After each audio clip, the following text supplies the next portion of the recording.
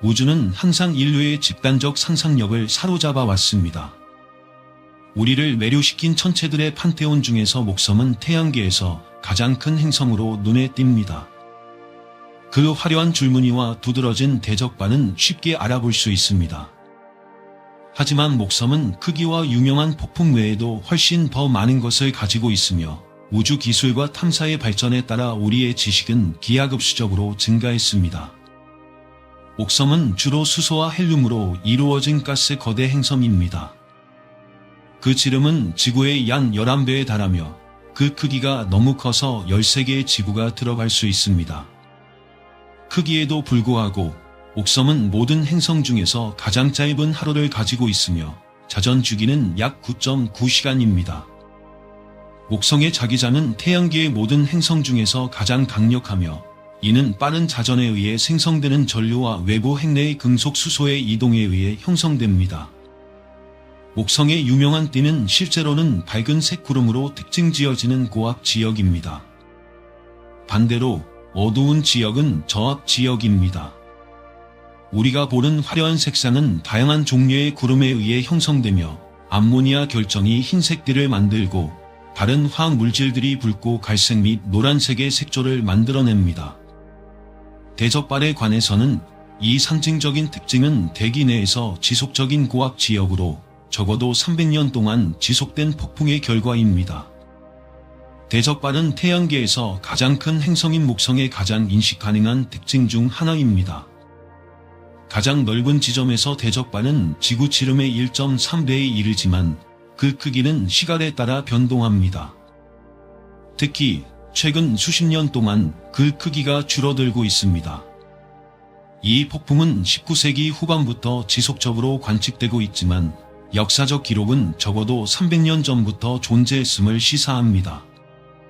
대적발은 목성의 남반구에 위치하고 있으며 남적도띠라고 불리는 서쪽으로 이동하는 제트기류 안에 자리 잡고 있습니다. 대적발의 붉은 색상은 여전히 연구의 주제입니다.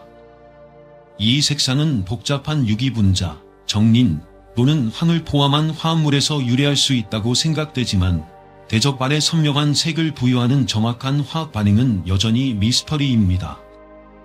이 폭풍은 약 6일 주기로 반시계 방향으로 회전합니다.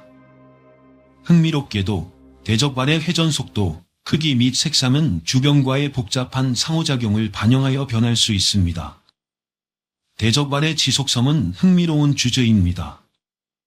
지구의 폭풍은 보통 며칠 또는 몇 주밖에 지속되지 않지만 대적발은 수세기 동안 지속되어 왔습니다. 이러한 지속성은 목성의 빠른 자전과 고체 크면이 없다는 점에서 발생하며 이는 폭풍의 에너지 손실을 최소화합니다. 대적발은 우리 고향 행성과 매우 다른 조건을 가진 가스 거대 행성인 목성의 대기 역학을 이해할 수 있는 창을 제공합니다. 이 천체의 소용돌이를 이해하는 것은 목성의 비밀을 풀 뿐만 아니라 우리의 대기를 포함한 대기를 지배하는 보다 광범위한 원리에 대한 통찰을 제공합니다. 목성의 4개의 가장 큰 위성의 이오, 유로파, 가니메데, 칼리스토에는 갈릴레오 갈릴레이에 의해 1610년에 발견된 갈릴레이 위성으로 알려져 있습니다. 이들 각각의 위성은 그 자체로 하나의 세계입니다. 이오는 태양계에서 가장 화산 활동이 활발한 천체로 황과 이산화황으로 덮인 크면이 다채롭고 얼룩덜룩한 외관을 가지고 있습니다. 유로파는 균열이 있는 크면을 가지고 있으며 과학자들은 그 아래에 잠재적인 바다를 지니고 있을 수 있다고 믿고 있습니다. 가니메드는 태양계에서 가장 큰 위성으로 자기장을 가지고 있는 유일한 위성입니다. 칼리스토는 극도로 크레이터가 많은 크면을 특징으로 하며 그 표면 아래에 바다가 존재할 것으로 여겨집니다. 옥섬은 79개의 위성을 가지고 있는 것으로 알려져 있지만 그 이후 추가적인 위성이 발견되었을 수 있습니다. 토성만이 고리 시스템을 가진 행성이 아닌데 옥성도 고리가 있으며 이는 행성의 작은 내부 위성에서의 충돌로 인해 생성된 먼지 입자로 주로 구성되어 있습니다. 이러한 고리는 1979년 나사의 보이저 1호 우주선에 의해 처음 발견되었습니다. 목성에 대한 연구는 갈릴레오의 최초 관측 이후로 많은 발전을 이루었습니다. 파이오니어 10호와 11호, 보이저 1호와 2호, 갈릴레오, 주노 등 여러 탐사선이 목성에 보내져 그 구성, 자기장 및 위성을 연구하였습니다. 파이오니어 10호와 11호는 목성에 가까이 접근한 첫 번째 우주선으로 목성의 반사선 벨트, 자기장 및 일부 위성에 대한 귀중한 데이터를 제공하였습니다. 보이저 1호와 2호는 목성의 고리를 발견하고 이후의 화산 활동을 확인하는 등 중요한 발견을 하였습니다. 갈릴레오 궤도선은 8년 동안 행성과 그 위성을 연구하였으며 부착된 탐사가 목성의 대기 속으로 직접 잠입하여 그 구성에 대한 첫 번째 직접 측정을 제공하였습니다. 주노 탐사는 2021년 현재에도 진행 중이며 목성의 내부 구조, 대기 및 자기권에 대한 이해를 크게 발전시켰습니다. 거대한 가스 거대 행성인 목성은 천문학자와 우주애호가 모두에게 호기심의 중심이 됩니다. 그 인산적인 크기, 복잡한 대기 역학, 수많은 위성, 희미한 고리 시스템은 목성을 매혹적인 연구 대상으로 만듭니다. 우리가 망원경 관측과 우주 임무를 통해 목성을 탐사하면서 목성이 지니고 있는 비밀을 풀고 우주에 대한 우리의 이해를 풍부하게 하고 있습니다. 현재로서는 목성이 지휘하는 천체의 교향곡의 경이로움을 느끼며 그 존재는 태양계의 복잡하고 다양하며 광대한 본성을 증명합니다. 금성은 크기 면에서 지구와 거의 동일하여 태양계에서 가장 유사한 이웃 중 하나입니다.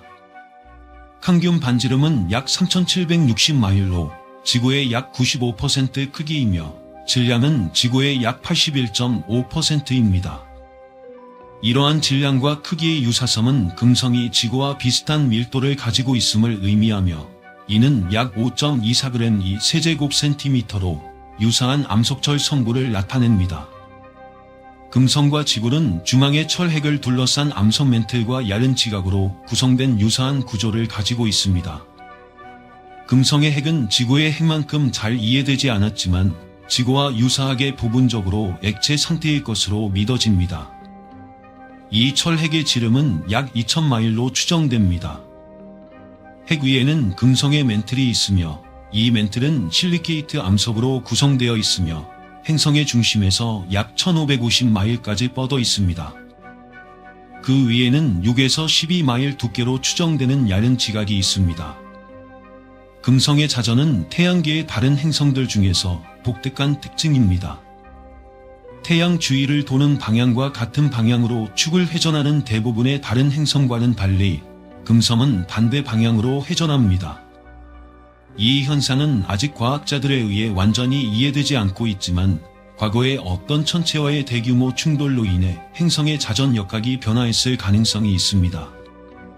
금성은 자전 속도가 매우 느리며 자전 주기에 자신의 축을 한 번 완전히 도는 데에는 243지구일로 태양계의 모든 행성 중에서 가장 느린 자전입니다.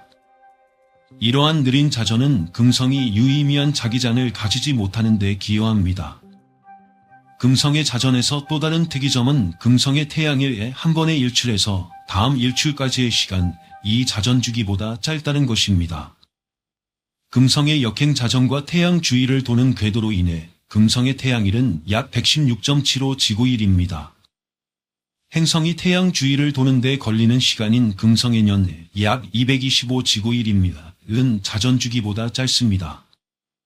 이는 금성이 하루가 년보다 긴 몇 안 되는 행성 중 하나가 되게 합니다. 금성의 표면 중력은 지구 표면 중력의 약 90%입니다. 이는 만약 금성에 서 있다면 지구보다 약간 가려운 느낌을 받을 수 있음을 의미합니다. 그러나 극한의 대기 압력과 온도는 인간이 보호 장치 없이 생존할 수 없게 만듭니다. 금성의 표면은 지질학적으로 젊은 것으로 보이며 상대적으로 낮은 수의 크레이터가 있어 표면의 나이가 약 3억 년에서 6억 년 사이로 추정됩니다.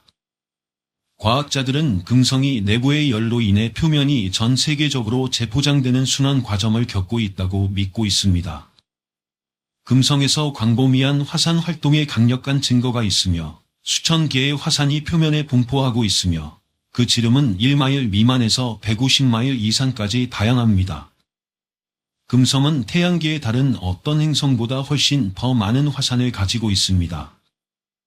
그러나 현재 이러한 화산이 여전히 활동 중이라는 확실한 증거는 없습니다.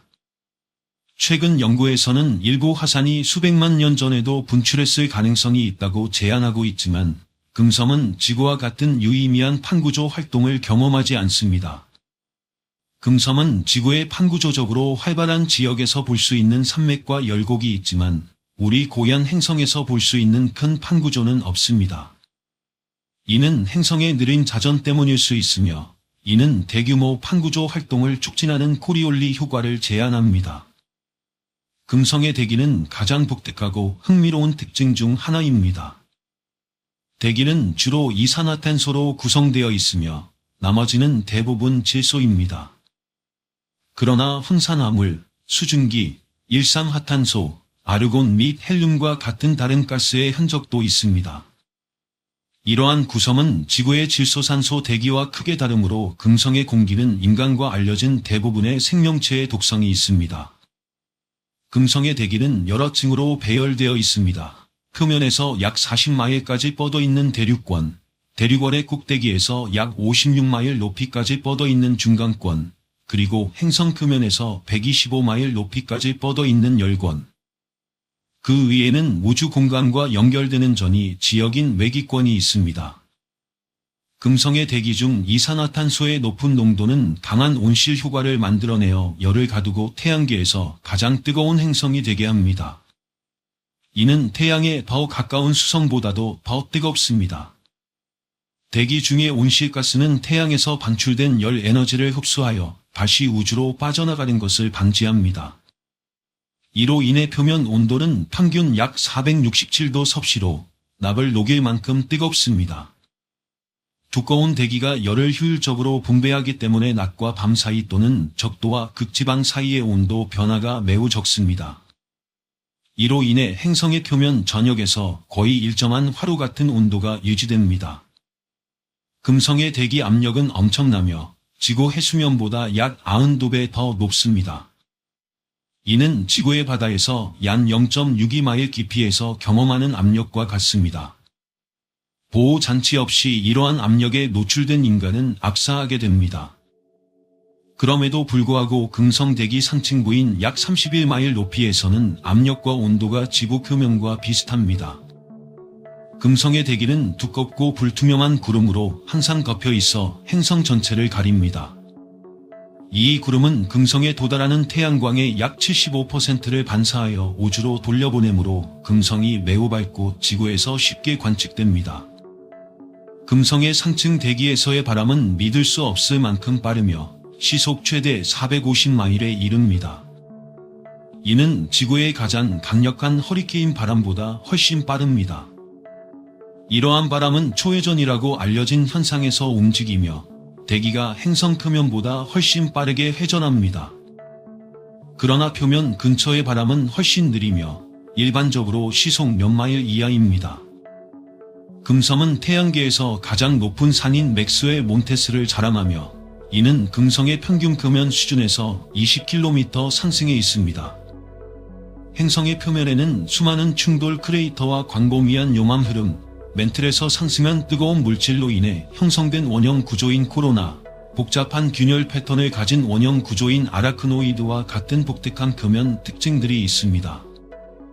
금섬은 느린 자전과 조밀한 대기로 인해 지구와 같은 유의미한 지진 활동을 경험하지 않습니다.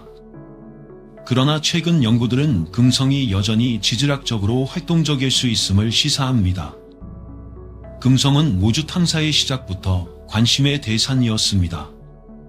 소련의 베네라 및 베가 탐사, 나사의 파이오니어 금성, 유럽 우주국의 금성 익스프레스 등이 이 행성에 대한 우리의 이해를 크게 발전시켰습니다. 베네라 프로그램은 다른 행성의 대기로 최초로 진입한 인류의 장치 및 최초의 성공적인 착륙을 포함하여 많은 최초의 성과를 달성했습니다. 이러한 탐사선들은 금성의 대기와 표면에 대한 귀중한 데이터를 제공했습니다. 최근 나사의 마젤란 궤도선은 두꺼운 구름 덮개를 뚫고 거의 전체 금성의 표면을 레이더로 매핑했습니다. 이 탐사는 금성의 표면 특징과 지질에 대한 세부 정보를 밝혀냈습니다. 금성의 가혹한 환경이 가져오는 도전에도 불구하고 과학자들은 이 행성을 추가로 탐사하고자 합니다. 나사에 계획된 베리타스 및 다빈치 임무는 금성의 지질 역사와 대기 조건을 연구하여 금성이 과거의 액체 물이나 심지어 생명체를 품었을 가능성에 대한 통찰력을 제공할 것입니다. 한편 유럽 우주국의 앰비전 임무는 왜 금성과 지구가 이렇게 다른 진화 경로를 밟았는지 이해하는 데 집중할 것입니다. 일본의 아카츠키 임무는 현재 금성의 대기와 기상 패턴을 연구하고 있습니다. 금성, 우리 이웃 행성은 극단적인 세계로서 매혹적입니다. 그 가혹한 환경은 탐사에 상당한 도전을 제기하지만 크기와 조성에서 지구와의 유사성, 그리고 과거의 물과 지질 활동의 힌트는 우리의 호기심을 불러일으킵니다. 금성을 향한 새로운 임무를 준비하면서 우리는 태양계와 그 안에서의 우리의 위치에 대한 이해를 재형성할 수 있는 주요 발견의 문턱에 서 있습니다. 금성은 과학적 발견에 대한 경고와 기회의 양면섬을 제공하며 우리의 행성이 가질 수 있는 잠재적 미래에 대한 반섬을 제시합니다. 우리 태양계는 가혹한 환경이며 화산은 어디에서나 파괴적입니다. 토성의 위성 엔셀라두스의 얼음 화산에서부터 목성의 위성 이후의 거대한 용암 평원, 그리고 우리의 지구에 이르기까지 말입니다. 화산이 없었다면 우리는 존재하지 않았을 것입니다. 화산은 우리의 기후에 영향을 미치고 변화시킵니다. 화산은 존재의 창조자이자 파괴자입니다. 오늘날의 우주선과 관측소는 우리가 한때 죽었다고 믿었던 행성에서 화산을 발견하게 해주었습니다. 달보다 작은 천체에서 화산을 발견한 것은 큰 놀라움이었습니다. 다른 세계에 화산이 있다면 생명체도 있을 수 있을까요?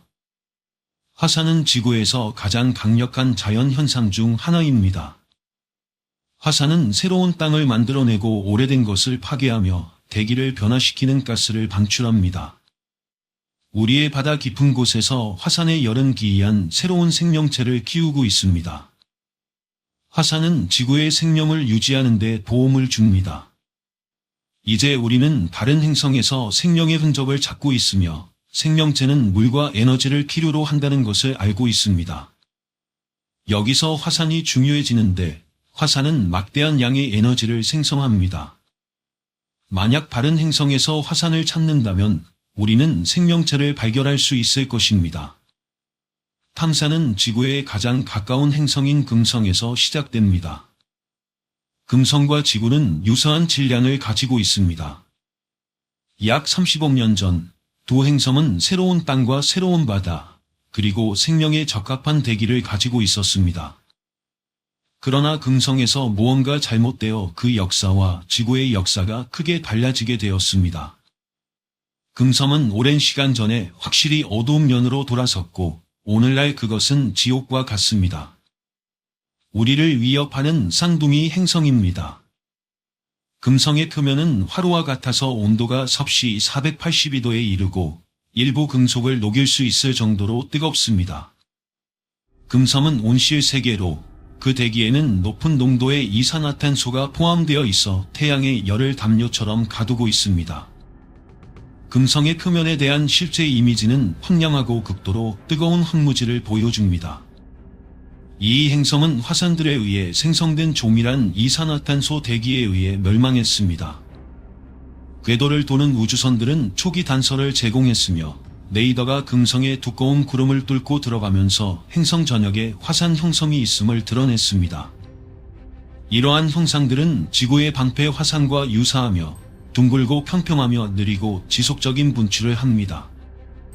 우리는 구름을 관통하는 레이더를 사용하여 금성의 전체 표면을 매핑한 후 많은 지형이 상당히 익숙하다는 것을 발견했습니다.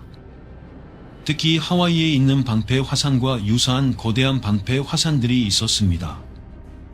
금성의 레이더 이미지는 하와이의 방패 화산과 동일했습니다. 과거 금성은 화산의 고향이었습니다. 우리는 처음으로 금성의 사진을 보고 화산 크레이터가 있는 표면을 발견했을 때 놀라움을 금치 못했습니다. 최소 1000개의 대형 화산과 수십만 개의 더 작은 화산들이 있을 것으로 추정됩니다. 용암 평원이 금성 표면의 3분의 1을 덮고 있으며 이는 고대의 대재앙의 증거입니다. 이것은 생명의 집이 될 수 있었으나 대신 물에 삼켜졌습니다. 금성의 화산들은 수조톤의 이산화탄소를 행성대기로 방출하여 온도를 급격히 상승시키고 바다를 증발시켰습니다. 지구에서는 이산화탄소가 암석과 바다에 흡수됩니다.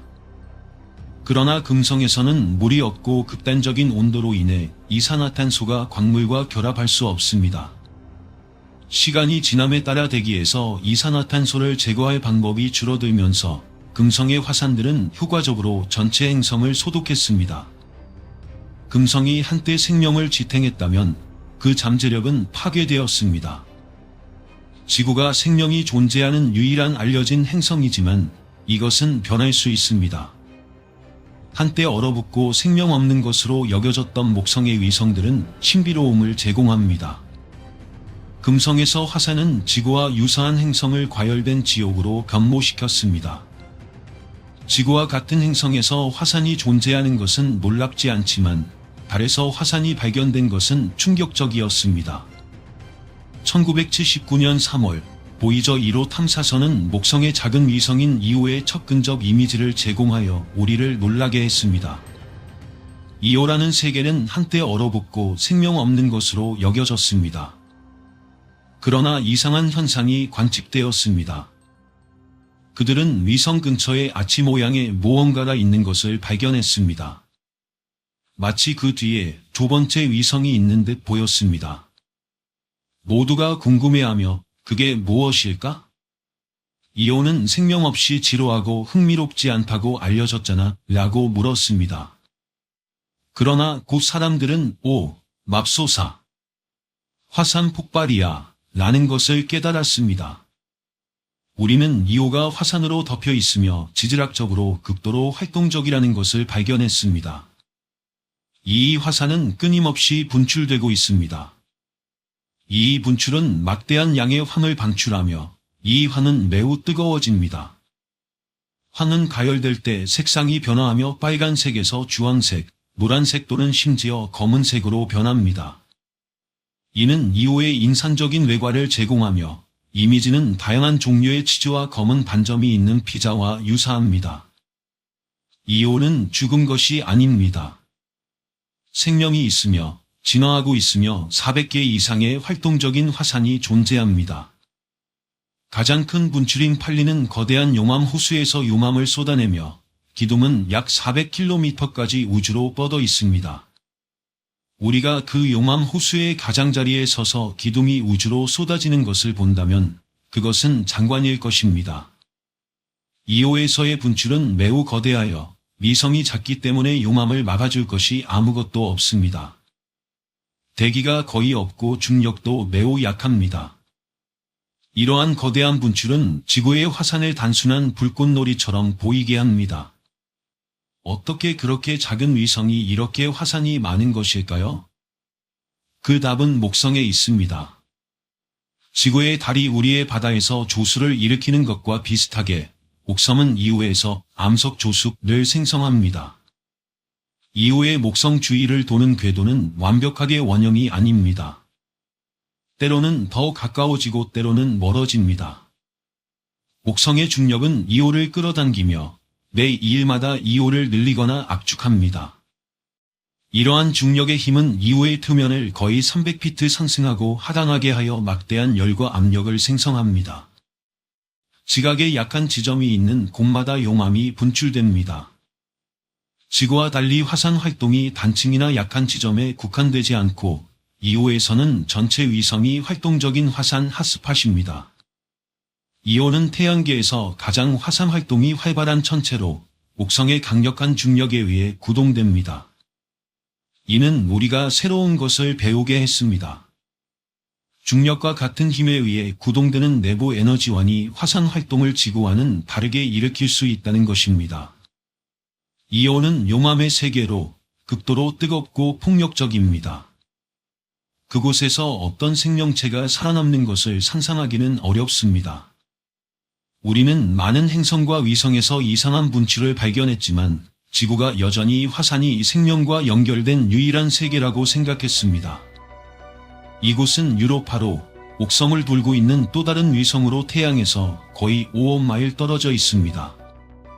유로파는 약 2000마일 너비의 얼음 구체입니다. 멀리서 보면 그 표면은 매끈해 보이지만 가까이서 보면 다른 이야기를 들려줍니다. 이웃인 이오처럼 유로파도 목성의 거대한 중력에 의해 구타당하고 있습니다. 표면은 솟아오르고 비틀어지고 능선과 깊은 균열을 형성합니다. 유로파의 근접 이미지를 처음 보았을 때 그 모습이 이상하게 익숙하게 느껴졌습니다. 극지의 얼음 조각과 비슷하게 보였습니다. 그리고 실제로 그들은 꽤 유사합니다. 유로파의 여러 마일 두께의 얼음 껍질 아래에는 전 지구적 바다가 있습니다. 자기 측정에 따르면 유로파의 바다는 놀라운 깊이인 약 60마일입니다.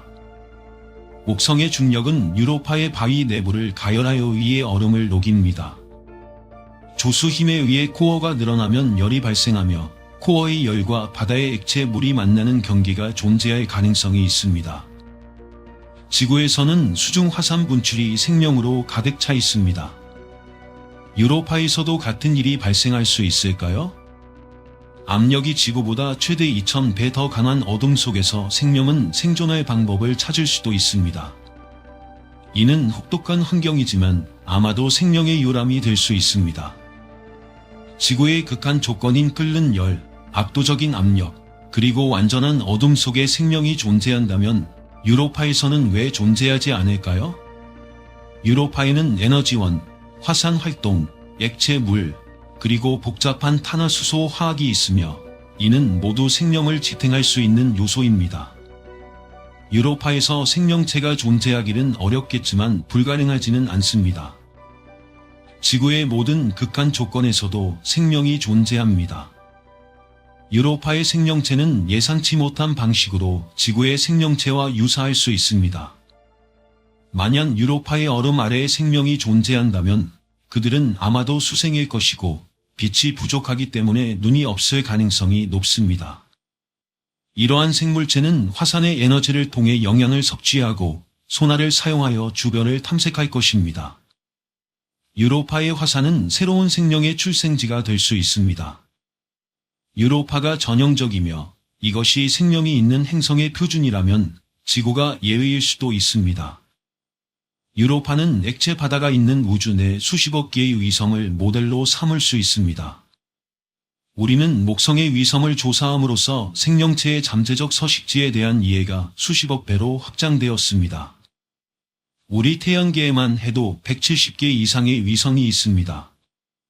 이를 우주의 크기로 곱하면 생명이 존재할 수 있는 잠재적인 장소가 방대하게 늘어납니다. 필요한 것은 액체 물과 에너지원이며 화산이 이를 제공할 수 있습니다. 이러한 요소는 우주 전역에 흔히 존재합니다. 이제 태양에서 목성의 2배 떨어진 위치에 있는 토성에 대해 이야기해 보겠습니다. 토성 또한 생명을 지원할 가능성이 있는 화산성 위성을 가지고 있습니다. 토성은 태양계에서 가장 특이한 행성 중 하나로 지름이 60만 마일에 달하는 고리 시스템과 60도 개의 놀라운 위성을 가지고 있습니다. 그 중 하나는 비밀을 간직하고 있습니다. 엔셀라두스는 토성의 작은 위성 중 하나로 얼음으로 덮인 표면이 매우 밝고 반사율이 높기로 잘 알려져 있습니다. 하지만 카시니 우주선이 토성을 방문했을 때 토성 자체가 아니라 그 위성 중 하나에서 놀라운 발견을 했습니다. 카시니는 엔셀라두스에서 태양에 의해 역광으로 비춰진 거대한 분출구를 발견했습니다. 이는 화산 활동의 결정적인 증거를 제공합니다. 우주선은 위성의 남극을 확대하여 표면에 있는 거대한 분화구를 촬영했습니다. 엔셀라두스의 남극에서는 큰 균열이 열리고 닫히며 이는 위성이 토성을 공전하면서 조수력에 의해 발생합니다. 이러한 균열은 수백 킬로미터에 걸쳐 있으며 열릴 때 시속 약 100마일의 속도로 이동합니다. 이는 놀라운 광경이 될 것입니다. 엄청난 중력 힘은 표면이 빠르게 팽창하고 수축하게 하여 얼음을 녹여 아래의 바다를 형성할 만큼의 열을 생성합니다. 엔셀라두스의 지하 바다에서의 조건은 생명에 이상적일 것으로 보입니다. 물의 온도는 지구의 바닷물처럼 적당합니다. 균열에서 분출되는 물의 화학 성분은 염분과 유기 물질이 포함되어 있어 이 신비로운 위성 안에서 생명이 존재할 가능성이 높음을 시사합니다. 카시니는 또한 얼음 입자에서 복잡한 탄소 분자를 탐지하여 엔셀라두스의 깊은 곳에 생명이 존재할 수 있음을 뒷받침하는 추가 증거를 제공합니다. 그리고 엔셀라두스가 토성의 유일한 생명 가능성을 가진 위성은 아닐지도 모릅니다. 태양계에서 가장 큰 위성 중 하나인 타이탄 역시 가능성을 가지고 있습니다. 타이탄은 두꺼운 대기를 가진 유일한 위성입니다. 타이탄은 얼음으로 가득 찬 세계로 바위처럼 단단한 얼음과 액체 메탄 호수를 가지고 있지만 우리는 화산의 증거와 외계 생명의 매혹적인 가능성을 찾을 수 있습니다. 화산은 우주에서 가장 파괴적인 힘 중 하나로 이후에 화산적 지옥과 트리톤의 얼음 질소 폭발에서 그 모습을 확인할 수 있습니다. 심지어 토성의 수수께끼 같은 위성 타이탄에서도 화산은 생명 가능성을 제공할 수 있습니다. 타이탄은 지름이 3,000마일로 수성보다 크며 태양계에서 가장 두꺼운 대기를 가지고 있습니다. 타이탄은 사이클론, 바람, 비, 호수와 같은 기상 패턴을 가지고 있지만 온도가 너무 낮아 액체 메탄이 물 대신 존재합니다. 이 대기에는 생명의 필수적인 화합물이 가득 차 있습니다. 타이탄은 태양계에서 가장 흥미로운 장소 중 하나로 입증되었습니다. 그것은 질소의 존재 덕분에 지구와 유사한 조밀한 대기를 가진 활동적인 세계입니다. 타이탄의 대기에서 발견된 유기분자는 메탄가스가 햇빛과 상호작용하여 생명의 필수적인 화합물을 생성하는 것을 시사합니다. 하지만 햇빛이 계속해서 메탄을 유기화합물로 변환한다면 왜 메탄은 소모되지 않을까요? 타이탄의 대기에서 메탄은 풍부하지만 햇빛에 의해 빠르게 소모되므로 메탄을 보충하는 원천이 있어야 합니다. 과학자들은 이 메탄의 원천이 화산 활동일 것이라고 믿고 있습니다. 카시니는 타이탄에서 분화구처럼 보이는 구조를 발견했으며 적외선 이미지에서 다양한 물질이 보입니다. 분화구 주변의 녹색 영역은 타이탄 내부에서 용암, 아마도 암모니아 또는 물의 혼합물이 분출되는 화산 평원을 나타낼 수 있습니다. 타이탄의 화산에서 방출된 메탄과 에탄은 그 두꺼운 구름 덮개와 오렌지색 대기에 기여할 수 있습니다. 이 대기는 아마도 화산가스에 의해 생성되었을 것입니다. 타이탄과 같은 단단한 세계에서도 화산은 열이 필요하며 이는 두 가지 원천인 위성 내부의 방사능 붕괴와 토성의 거대한 중력에 의해 제공됩니다. 이러한 힘들은 얼음을 물로 액체 메탄을 가스로 변환할 만큼 충분한 열을 생성합니다. 타이탄의 화산이 생명에게 생존할 기회를 줄 수 있을까요? 생명에 필요한 화학 반응은 우리가 아는 바와 같이 대기, 고체 표면, 액체 물, 그리고 열을 요구합니다.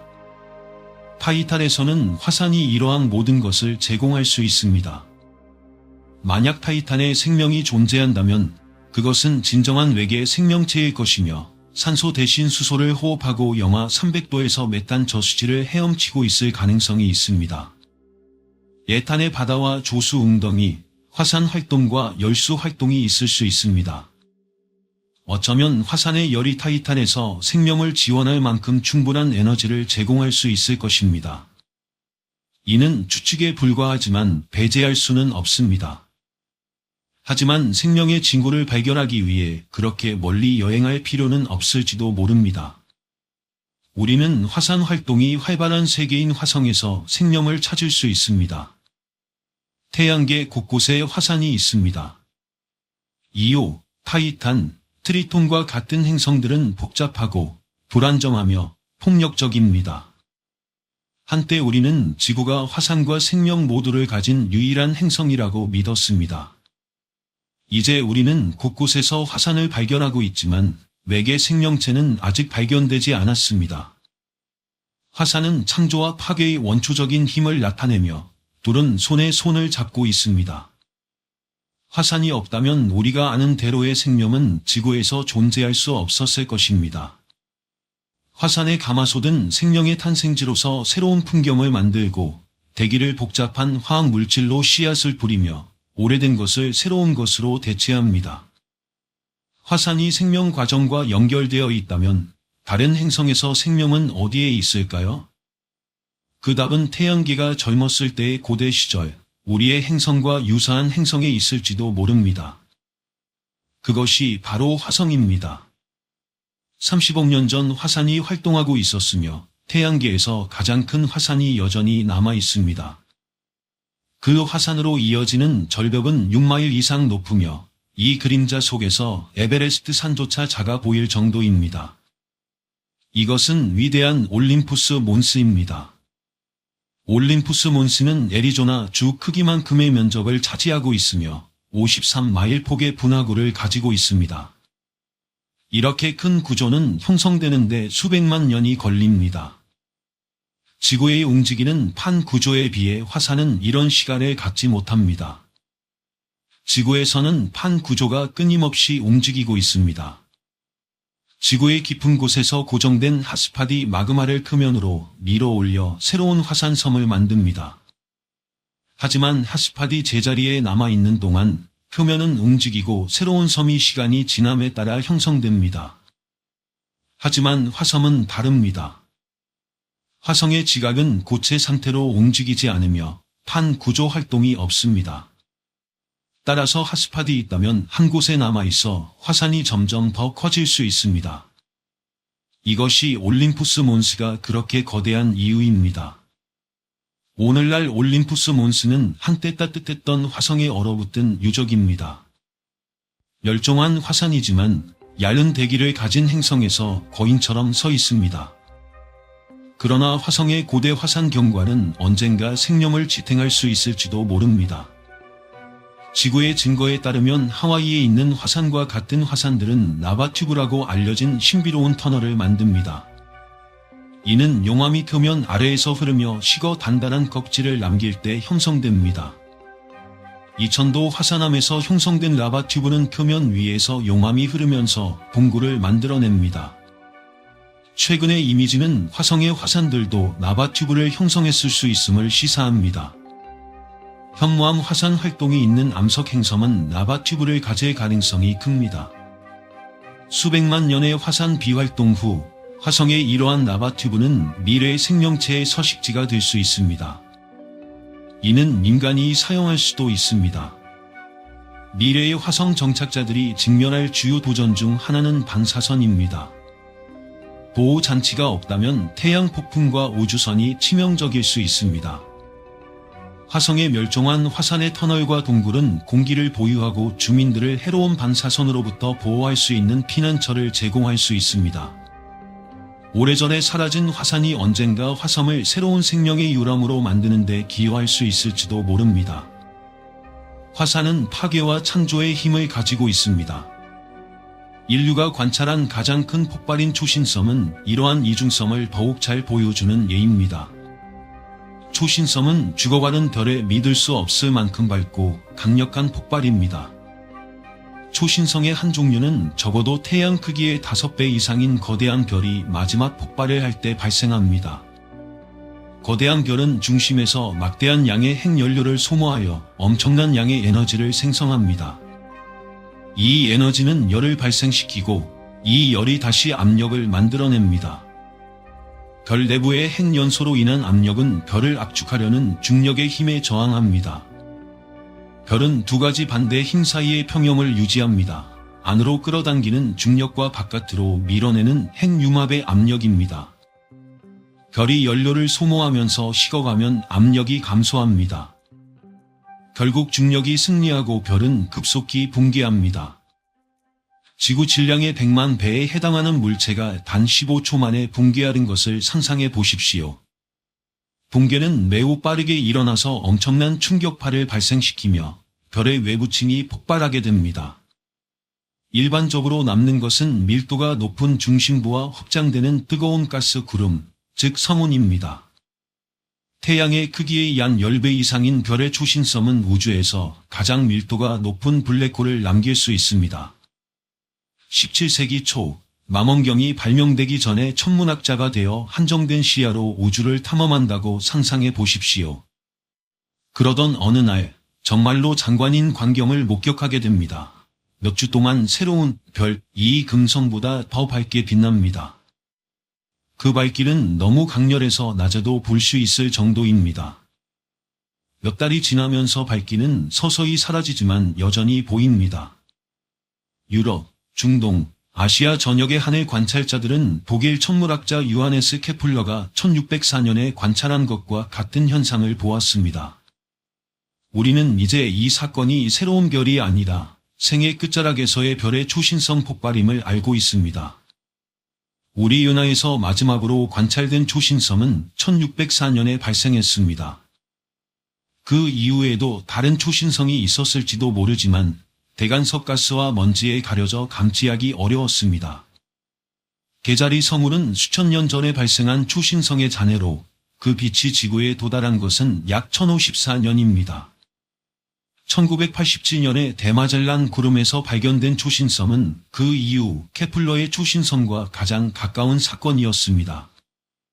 다른 은하에서도 여러 초신성이 기록되었으며 망원경으로만 볼 수 있어 케플러의 동시대인들은 전혀 발견하지 못했을 것입니다. 우리는 마지막으로 우리 은하에서 별이 폭발하는 모습을 목격한 지 418년이 지났습니다. 가까운 곳에서 밝은 초신성이 나타날 때가 지났습니다.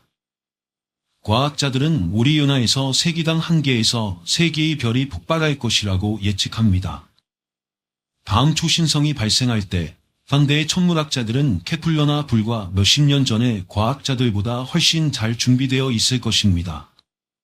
오늘날 천문학자들은 가시광선을 포착할 수 있는 망원경을 사용하고 있으며 이들을 함께 사용하면 초신성 가까이 비행하며 그것을 직접 관찰하는 것이 어떤 것인지 시뮬레이션할 수 있습니다. 또한 우리는 이제 가시광선보다 긴 파장을 가진 적외선에 민감한 망원경을 가지고 있어 가스와 먼지를 더 효과적으로 통과할 수 있습니다. 이는 그렇지 않으면 숨겨질 수 있는 물체를 관찰할 수 있게 해줍니다. 주로 적외선에서 기록하는 제임스 웹 우주 망원경과 같은 장비는 우리의 시야를 확장시켰습니다. 전자기 스펙트럼에는 가시광선과 적외선이 모두 포함되어 있지만 초신성은 또한 현대 장비로 감지할 수 있는 중성미자를 방출합니다. 이러한 탐지기는 또한 폭발하는 별에서 방출된다고 생각되는 시공간의 미세한 물결인 중력파를 기록할 수 있습니다. 두 가지 유형의 초신성이 확인되었습니다. 유형 I 초신성은 백색외성이 동방별에서 물질을 끌어당겨 일어나는 핵반응이 폭주하여 폭발하면서 파편이 우주로 튕겨져 나가는 경우입니다. 유형 II 초신성에서는 별이 핵연료를 소모하고 자신의 중력에 의해 붕괴되어 폭발이 촉발됩니다. 두 가지 유형의 초신성은 전체 모체 은하보다 더 밝을 수 있습니다. 유형 II 초신성은 빛과 함께 많은 중성미자를 방출하기 때문에 특히 흥미롭습니다. 사실 중성미자는 폭발 자체가 일어나기 전에 방출되기 시작할 수 있습니다. 1987년에 초신성이 발생했을 때 중성미자 연구는 아직 초기 단계에 있었지만 3개의 탐지기가 24개의 중성미자를 포착하는 데 성공했습니다. 만약 지금 우리 은하에서 초신성이 발생한다면 전 세계 탐지기 네트워크에 의해 수백 개 아니면 수천 개의 중성미자가 기록될 것으로 예상할 수 있습니다. 컬레푸싱 스타어가 블랙홀을 형성할 경우 흥미로운 신호가 생성될 수 있으며 이로 인해 별이 추가 파편을 방출하는 것을 방지하게 됩니다. 이러한 경우 중성미자 방출은 갑자기 중단되며 이는 블랙홀이 형성되었다는 명확한 징후입니다. 천문학자들은 그러면 별의 데이터베이스를 사용하여 사라진 별을 찾고 블랙홀의 형성을 확인할 수 있을 것입니다. 우리 은하에서 초신성으로부터 중력파를 감지하는 것은 과학적 모자 트릭을 완성하는 것입니다. 아인슈타인에 의해 예측된 중력파는 거대한 물체의 가속으로 인해 발생하는 시공간의 왜곡입니다. 이러한 파동은 2015년에 처음으로 감지되었으며 현재까지 블랙홀과 중성자 별의 덩합과 관련이 있는 것으로 보고되고 있습니다. 우리 은하에서 발생하는 초신성도 이러한 신호를 생성해야 합니다. 천문학자들은 수십 년 동안 컴퓨터 모델을 사용하여 초신성 폭발을 연구해왔지만 많은 세부 사안은 여전히 미지수입니다. 중력파 연구의 데이터는 이러한 미스터리 중 일부를 해결하는 데 도움이 될 수 있습니다. 근처의 초신성이 지구 생명체의 위험을 초래할 수 있을까요? 이론적으로는 가능합니다. 그러나 상대적으로 가까워야 합니다. 다행히 현재 지구 근처에 폭발할 위험이 있는 별은 없습니다. 가까운 초신성이 발생하면 수주 동안 유해한 자외선, X선 및 감마 방사선을 우주로 방출하여 지구의 보호 오존층을 손상시킬 수 있습니다. 방사선이 지면에 도달하지 않더라도 오존층이 없다면 태양의 치명적인 자외선이 지구를 덮쳐 해양의 미세 조류에서 인간에 이르기까지 모든 것을 죽일 수 있습니다. 이와 유사한 일이 약 3억 6천만 년 전 대봉기 말에 발생했을 가능성이 있으며 이때 초신성에 의해 대량 멸종 사건이 발생했을지도 모릅니다. 한편 초신성은 단순한 파괴의 힘만이 아닙니다. 새로운 생명을 탄생시키기도 합니다. 천문학자와 물리학자들은 폭발하는 별의 깊은 곳에서 발생하는 핵반응이 폭발파에 의해 우주에 퍼져나가며 인간이 의존하는 많은 주문소의 원천이라고 설명합니다. 이렇듯 초신성은 천문학자들에게 기준점이 될 수 있습니다.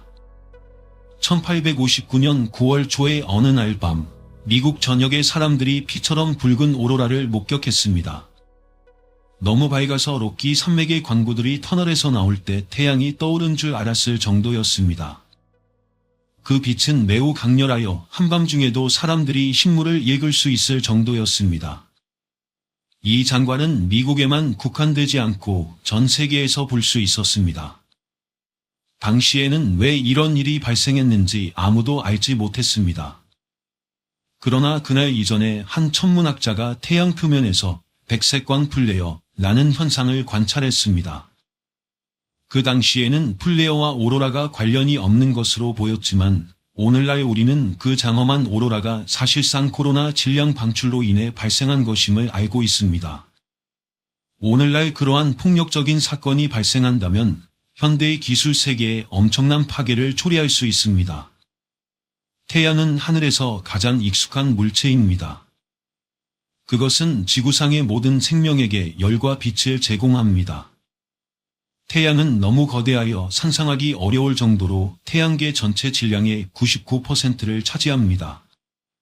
이 거의 완벽한 구체는 직경이 140만 킬로미터이며 지난 50억 년 동안 수소와 헬륨의 융합으로 에너지를 생성해왔습니다. 그러나 천문학적 관점에서 보면 태양은 보통의 지형 주계열 별, 즉 노란 외섬으로 알려져 있습니다. 하지만 겉모습이 항상 진실을 반영하는 것은 아닙니다. 태양은 자주 태양 플레어와 플라즈마 입자 및 방사선의 폭발을 방출하며 이들은 우주 깊숙이 퍼져나갑니다. 이러한 과정을 태양풍이라고 합니다.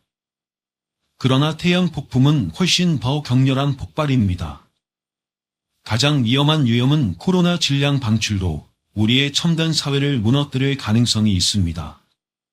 오늘 우리는 코로나 질량 방출이 얼마나 파괴적일 수 있는지, 그리고 천문학자들이 이러한 사건이 발생할 때를 예측하기 위해 태양을 모니터링하기 위해 어떤 일을 하고 있는지를 살펴보겠습니다.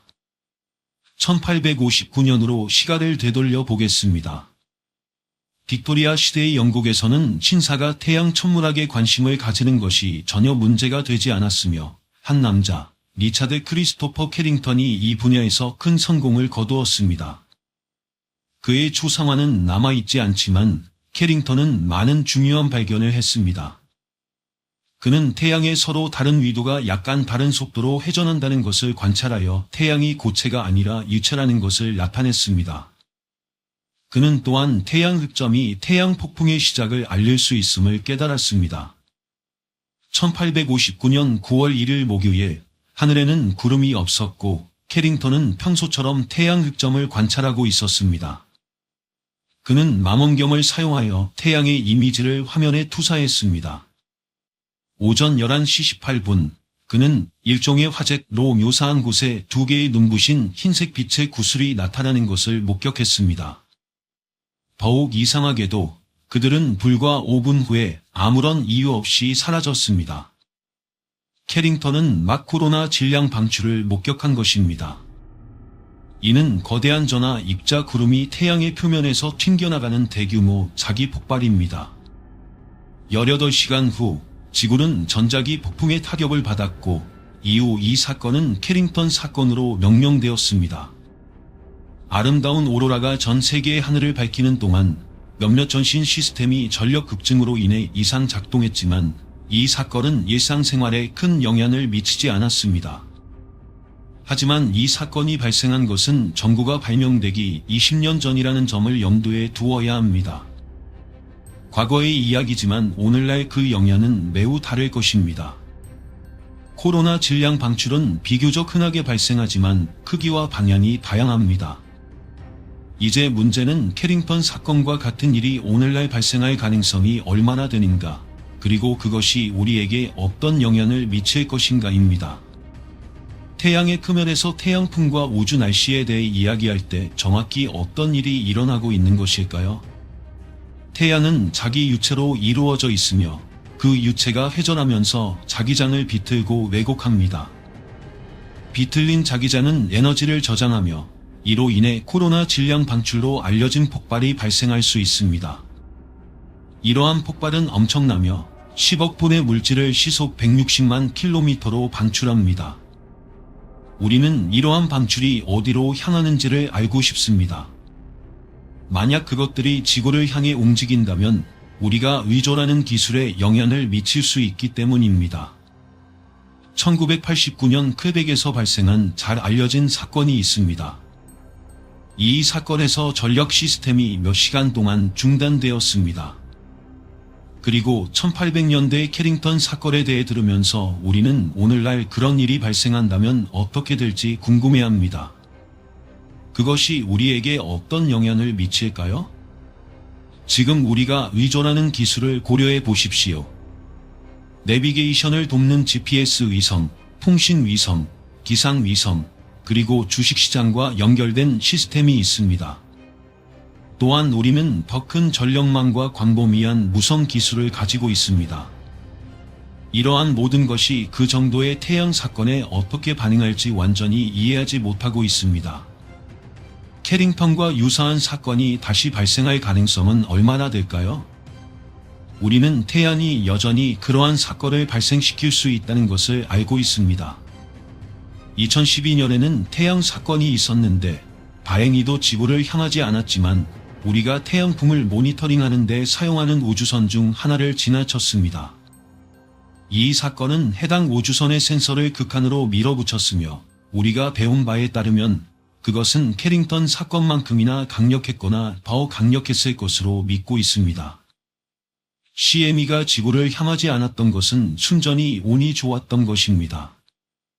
이러한 태양 사건을 얼마나 잘 예측할 수 있을까요?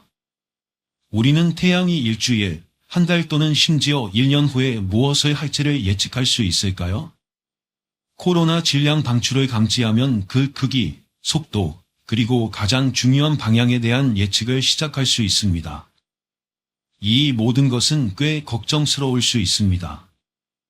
우주 날씨는 실제로 우려되는 문제이며 영국 정부도 이를 인식하고 있습니다. 국가위험등록부에는 우주 날씨가 북극 대유행과 같은 위협으로 나열되어 있습니다. 우주선을 설계하는 엔지니어들은 우주에서 가장 극한의 조건을 이해하기 위해 노력하고 있으며 이를 견딜 수 있는 기술을 구축하고자 하고 있습니다. 나사와 유럽 우주국은 태양의 그 어느 때보다 가까이 접근할 위성을 발사할 준비를 하고 있습니다. 2014년에 개설된 기상청의 우주날씨 운영센터는 태양의 지구에 대한 영향을 24시간 모니터링할 수 있는 세계에서 단 3곳 중 하나입니다. 현재 태양은 매우 적은 수의 태양 흑점을 가지고 있으며 지구를 향하는 면은 중요한 태양 흑점이나 코로나 질량 방출을 생산할 것으로 예상되지 않습니다. 지금은 모든 것이 차분해 보이며 우주선, 위성, 전력 공급 장치는 당분간 안전할 것으로 보입니다. 문제는 우리의 우주 날씨 예측이 며칠 뒤로만 한정된다는 것입니다. 우리는 여전히 코로나 질량 방출의 크기, 방향 또는 시기에 대해 잘 알지 못합니다. 가까운 미래에 두 개의 새로운 태양 탐사선이 그 어느 우주선보다 태양에 더 가까이 접근할 것입니다. 나사의 파커 태양 탐사선은 태양 표면에 가까이 비행하고 가장 에너지가 높은 태양 입자의 원천을 통과할 예정입니다. 이 임무는 태양 근처의 기체와 자기장을 측정하여 태양 물질이 태양계를 나아가는 이유를 이해하는 데 도움을 줄 것입니다. ESA의 태양 궤도선도 태양 흑점, 태양 플레어, 그리고 코로나 질량 방출이 태양풍과 어떻게 연결되는지를 관찰하여 귀중한 통찰력을 제공할 것으로 예상됩니다. 이 임무들의 성공은 태양에 대한 우리의 이해를 발전시키는 데 매우 중요합니다. 우리는 태양의 자기장이 지구의 자기장과 유사한 방식으로 생성된다고 믿지만 훨씬 더 역동적이며 끊임없이 변화합니다. 또한 태양은 11년 주기의 태양 흑점 주기를 겪으며 이 주기 동안 자기장이 극으로 이동하고 극성이 바뀝니다. 게다가 자기장은 태양계로 뻗어나가며 모든 행성에 영향을 미칩니다.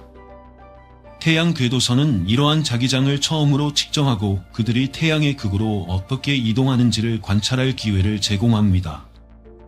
이를 위해 태양 궤도선은 태양의 대기를 촬영하고 태양과 지구 사이를 이동하는 입자의 수, 속도 및 온도를 측정할 것입니다. 태양풍이 운반하는 작은 자기장을 감지하기 위해 설계된 자기계는 가장 중요하고 민감한 장비 중 하나가 될 수 있습니다. 태양은 우리 삶에서 항상 존재하는 요소입니다. 그것은 빛과 따뜻함, 심지어 생명 자체를 제공합니다. 최초로 코로나 질량 방출을 기록한 리차드 캐링턴에게 그것은 단지 이상한 사건이었습니다. 하지만 지금 우리는 이러한 사건들이 우리의 세계에 상당한 피해를 줄 수 있다는 것을 이해하고 있습니다. 새로운 위성과 더 많은 관측을 통해 이러한 사건에 대해 더 많이 배우고 다음 코로나 질량 방출이 언제 발생할지를 예측할 수 있을지도 모릅니다. 우주는 양자역학의 신비에서부터 블랙홀의 마음을 혼란스럽게 하는 성질까지 우리의 이해를 도전하는 이상하고 초현실적인 역설들로 가득 차 있습니다. 우주는 우리의 직관에 도전하고 현실에 대한 인식을 자극하는 수많은 현상을 제공합니다.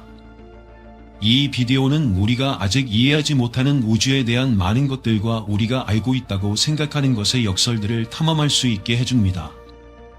우리가 아는 모든 것은 우주의 단 5%에 해당합니다. 나머지는 무엇일까요? 일반 물질인 프로톤, 중성자, 전자는 우주의 단 5%를 차지합니다. 놀랍게도 나머지 95%는 우리가 볼 수 없고 이해할 수 없으며 파악할 수 없는 어떤 것으로 이루어져 있습니다. 우리는 이를 암흑 물질이라고 하며 이는 우주의 27%를 차지하고 암흑 에너지는 68%를 차지합니다. 하지만 이 신비로운 우주의 구성 요소들은 무엇일까요? 암흑 물질과 암흑 에너지는 과학자들이 우주에 대한 이상한 관측을 설명하기 위해 사용하는 두 가지 신비로운 개념입니다. 암흑 물질은 빛이나 다른 형태의 전자기 복사와 상호작용하지 않는 물질의 일종으로 이는 망원경이나 빛에 의존하는 기기로 직접 감지할 수 없음을 의미합니다. 그러나 과학자들은 별과 은하와 같은 가시적인 물질에 대한 중력적 영향을 관찰함으로써 그 존재를 추론합니다. 암흑 물질은 우주 총 물질의 약 85%를 차지하는 것으로 생각되지만 우리는 여전히 그것이 무엇으로 구성되어 있는지 모르고 있습니다. 암흑 물질은 프로톤이나 전자와 같은 일반 물질을 구성하는 알려진 입자와는 다르게 행동합니다. 일부 이론은 암흑 물질이 빛이나 방사선과 상호작용하지 않는 발견되지 않은 입자로 구성되어 있다고 제안하는 반면 다른 이론은 그것이 블랙홀과 같은 이국적인 물체로 이루어져 있을 수 있다고 제안합니다. 반면 암흑 에너지는 모든 공간을 관통하는 것으로 생각되는 가설적인 에너지 형태로 우주의 가속 팽창을 책임지고 있습니다. 암흑 물질이 우주의 팽창을 늦추는 중력적 영향을 미치는 반면 암흑 에너지는 팽창을 가속화하는 반발력을 가지고 있습니다. 암흑 에너지의 정확한 본질은 여전히 불명확하지만 물질이나 우리가 직접 관찰할 수 있는 에너지의 형태가 아니라 공간 자체의 특성으로 여겨집니다. 과학자들은 암흑 에너지가 우주의 총 에너지의 약 68%를 차지한다고 추정합니다. 우주는 몇 차원으로 이루어져 있을까요? 현재의 이해에 따르면 우주는 세 가지 공간 차원인 길이, 너비, 높이와 한 가지 시간 차원으로 구성되어 있어 총 4개의 차원이 있는 시공간을 형성합니다. 이를 4차원 시공간이라고 합니다. 그러나 문자열 이론과 같은 일부 물리학 이론은 4개 이상의 차원이 존재할 수 있으며 최대 11차원까지 있을 수 있다고 제안합니다.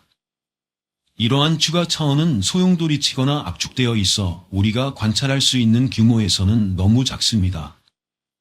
즉, 존재할 수 있지만 직접 관찰할 수 없으며 우리가 관찰할 수 있는 물리적 현상에 미치는 영향을 통해서만 그 효과를 추론할 수 있습니다. 이러한 추가 차원은 강한 핵력, 약한 핵력, 전자기력, 중력을 포함한 4가지 자연의 기본 힘의 수학적 기초를 통합하는 데 도움을 줄 수 있습니다. 이러한 고차원이 존재할까요? 만약 존재한다면 그 존재를 측정할 방법이 있을까요? 아니면 우리는 영원히 4차원 세계에 갇히게 될까요? 우리의 우주가 여러 우주 중 하나에 불과하다면 어떻게 될까요? 우리의 우주가 여러 우주 중 하나라는 아이디어는 다중우주 이론으로 알려져 있으며 현대 우주론과 물리학에서 인기 있는 개념입니다. 이 이론에 따르면 우리 우주와 함께 존재하는 다른 우주들이 있을 수 있으며 각 우주는 고유한 특성과 물리 법칙을 가지고 있습니다. 만약 그렇다면 이는 우리 우주와 우리의 위치에 대한 이해에 깊은 영향을 미칠 것입니다. 예를 들어 이는 우리의 우주가 생명을 지원하도록 미세 조정되어 보이는 이유를 설명하는 데 도움이 될 수 있으며 이를 인류 원리라고 부릅니다. 만약 서로 다른 물리 법칙과 특성을 가진 수많은 다른 우주가 존재한다면 그중 적어도 하나가 생명을 지원할 가능성이 높아질 것입니다. 다중우주 이론은 또한 현실의 본질과 우리가 무엇을 현실로 정의하는지에 대한 질문을 제기합니다. 서로 다른 물리 법칙을 가진 여러 우주가 있다면 그들은 모두 똑같이 실체인지 아니면 우리 우주만이 유일한 실제 우주인지요? 시간이란 무엇일까요? 시간은 우리의 우주에서 이해하기 가장 어려운 특성 중 하나입니다. 연구자들은 시간이 측정 가능한 기간이며 공간적 차원이 결여된 연속체라고 말합니다. 시간에는 명백한 방향이나 흐름이 있는 것처럼 보이며 우리는 시간적으로 거슬러 올라갈 수 없는 것 같습니다. 왜 그럴까요? 우리는 시간의 화살에 갇혀 영원히 앞으로 나아가고 있는 것일까요? 시간이 지나가는 것이 우리 우주가 작동하는 방식과 얽혀 있을까요? 빅뱅 이론에 따르면 시간은 약 138억 년 전 우주와 함께 시작되었습니다. 이것이 과거에 무엇이 있었는지 묻는 것이 의미가 없다는 것을 의미할까요? 시간은 물리학에서 근본적인 개념으로 과거에서 현재를 거쳐 미래로의 사건의 진행으로 정의됩니다. 사건이 발생하는 근본적인 차원이며 종종 연속적인 선이나 축으로 나타내집니다. 물리학의 맥락에서 시간은 일반적으로 초, 분, 시간 및 연도와 같은 단위로 측정됩니다. 또한 시간은 공간과 시간의 연속체의 필수 구성 요소로 이는 세 가지 공간 차원과 하나의 시간 차원으로 구성된 4차원 우주의 구조입니다. 시간의 흐름은 종종 반방향으로 설명됩니다. 즉, 시간이 앞으로 흐르고 있으며 역전될 수 없다는 것입니다. 이는 시간의 화살로 알려져 있으며 닫힌 시스템에서 무질서 또는 무작위성을 측정하는 엔트로피가 시간이 지남에 따라 증가하는 경향이 있다는 여력학제 이법칙과 종종 연관됩니다.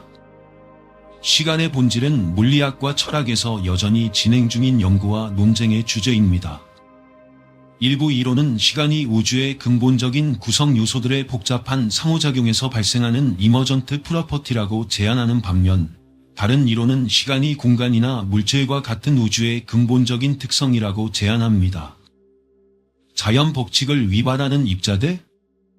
특정 상황에서는 두 입자가 서로 우주의 반대편에 위치하더라도 즉각적으로 연결된 것처럼 보일 수 있습니다. 이 현상은 양자 얽힘이라고 알려져 있으며 여기서 두 입자는 서로의 상태가 거리에 관계없이 즉각적으로 연결되는 방식으로 상관관계를 형성합니다.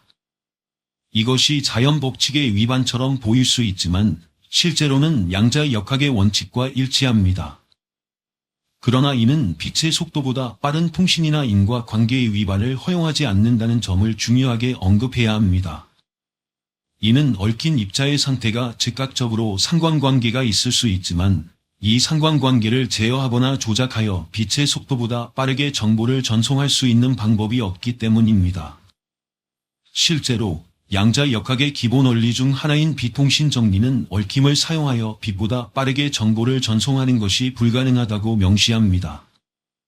따라서 양자 얽힘이 이상하고 신비한 현상처럼 보일 수 있지만 이는 자연 법칙이나 인과관계의 원칙을 위반할 수 없습니다. 이러한 양자역학의 특징이 언젠가 우리가 먼 거리에서 즉각적으로 정보를 보낼 수 있게 해줄 수 있을까요? 우리는 우주에서 혼자인가요? 관측 가능한 우주에는 최소 2조 개의 은하가 있으며 그 안에는 지구의 모든 모래알보다 더 많은 별과 행성이 존재합니다. 그렇다면 모두 어디에 있는 걸까요? 왜 우리는 외부 생명체와 마주치지 않았을까요? 생명이 믿을 수 없을 만큼 희귀한 것인가요? 아니면 생명체가 다른 생명체를 찾기 전에 스스로 파괴될 정도로 제한된 수명을 가지고 있는 것인가요? 이것이 인류의 미래에 대해 무엇을 알려줄까요? 우리가 우주에서 혼자인지 여부는 우리가 질문할 수 있는 가장 흥미롭고 심오한 질문 중 하나입니다. 우주의 방대한 크기와 나이를 고려할 때 지구가 생명이 탄생하는 데 필요한 조건을 갖춘 유일한 행성의 가능성은 낮아 보입니다. 우리의 은하에만 수십억 개의 잠재적으로 거주 가능한 행성이 존재할 가능성이 있습니다. 그러나 우리가 외계 생명체에 대한 확실한 증거를 아직 발견하지 못했다는 사실은 페르미 역설로 알려져 있습니다. 페르미 역설에 대한 많은 잠재적 설명이 있으며 생명이 실제로 희귀할 가능성, 생명이 특정 한계를 넘어서 진화하기 어렵다는 점, 또는 지능적인 문명이 제한된 수명을 가지고 있어 은하를 탐험하기 전에 스스로 파괴될 수 있다는 점이 포함됩니다. 또한 우리가 아직 올바른 장소를 탐색하지 않았을 가능성도 있습니다. 현재 우리의 외계 생명체 탐색 방법은 여전히 상대적으로 제한적이며 미래에 더 발전된 기술이 우주의 다른 생명체에 대한 증거를 발견할 수 있을지도 모릅니다. 자기 참조 문제가 우리의 우주 인식을 왜곡할까요? 우리 인간도 우리가 거주하는 우주의 일부이므로 별과 은하를 연구하기 위해 바라볼 때 우리는 정말로 우주의 중립적인 관찰자인가요? 우리가 우주를 탐험할 때 우리는 관찰자이자 관찰의 주체입니다. 우리가 탐험하는 것에 깊이 관여하고 있을 때 어떻게 중립적일 수 있겠습니까? 이 자기 참조 문제가 우리가 우주를 바라보는 방식에 영향을 미치고 압도적으로 잘못된 인상을 주는 것일까요? 자기 참조 문제는 우리가 우주를 연구하고 인식하는 데 있어 복잡한 문제입니다. 우리는 우주의 중립적인 관찰자가 아니라 오히려 그 안에 내재되어 있습니다. 이 자기 참조 문제는 우리가 의도치 않게 자신의 선입견과 가정을 관찰에 투사할 수 있으므로 우리의 우주 인식에 잠재적인 왜곡을 초래할 수 있습니다. 예를 들어 우리는 우리 존재와 특히 관련이 있는 현상에 집중할 경향이 있을 수 있으며 이는 보다 객관적이고 포괄적인 접근 방식을 취하기보다 그러합니다. 자신의 편견과 한계를 인정함으로써 우리는 보다 철저하고 객관적인 관찰 및 분석 방법을 개발하기 위해 노력할 수 있습니다. 우주는 왜 우리에게 그렇게 완벽해 보일까요? 우주는 우리에게 완벽하게 만들어진 것처럼 보이지만 왜 그런 것일까요? 빛의 속도와 같은 우리 우주의 기본 상수가 생명이 존재할 수 있도록 하는 값들을 가지는 이유는 무엇일까요? 무한한 가능성을 가진 무한한 우주가 존재하고 우리가 단지 생명의 완벽한 우주에 살고 있는 것일까요? 우주가 이렇게 조정된 것처럼 보이는 것에 대한 몇 가지 가능한 설명이 있습니다. 한 가지 가능성은 인류 중심 원리로 이는 우주가 관찰자의 존재와 호환되어야 하므로 현재의 모습으로 존재한다고 말합니다. 다시 말해 우리가 여기 있어 관찰할 수 있는 이유는 우주가 우리에게 조정되어 있기 때문입니다. 이는 선택 효과라고도 불립니다. 무언가를 재조립하는 것보다 파괴하는 것이 더 쉬운 이유는 무엇일까요? 엔트로피는 시스템 내의 무질서, 혼돈 또는 무작위성의 양입니다. 엔트로피를 줄일 수는 없습니다. 우주의 모든 것은 서서히 무질서로 향해 움직입니다. 찬물을 깨는 것은 매우 쉽지만 원래 모습으로 정확하게 되돌리는 것은 불가능합니다. 엔트로피에 올리는 우주를 구조해서 혼돈으로 질서 있는 상태에서 무질서로 이동시킵니다. 이는 우주의 운명에 대해 무엇을 알려줄까요? 우주가 계속 팽창함에 따라 결국 모든 물질이 고르게 분포되고 더 이상의 과정을 유도할 에너지 기울기가 없는 최대 엔트로피 상태에 도달할 것입니다. 이 상태는 우주의 열적 죽음으로 알려져 있으며 우주는 차갑고 어둡고 생명이 없는 상태가 될 것입니다. 우주는 폐쇄된 시스템이 아니며 별과 다른 출처로부터 에너지를 받지만 전반적인 경향은 무질서와 혼돈이 증가하는 방향입니다. 그러나 이 과정은 극도로 긴 시간 규모에서 발생할 것이며 아마도 수조년 후일 것입니다. 블랙홀에서 어떤 것이 탈출할 수 있을까요? 우리는 블랙홀의 휴가를 관찰했으며 심지어 하나를 직접 보기도 했습니다. 이러한 거대한 물체의 중력은 모든 것을 끌어당기며 빛조차도 포함됩니다. 블랙홀의 신비롭고 무한히 밀집된 중심에서는 어떤 일이 발생할까요? 우리 우주로 물질과 시간을 내뿜는 블랙홀의 반대인 화이트홀 같은 것이 존재할 수 있을까요? 현재 우리의 물리학 이해에 따르면 한번 사건의 지평선을 넘은 블랙홀에서 어떤 것도 탈출할 수 없습니다.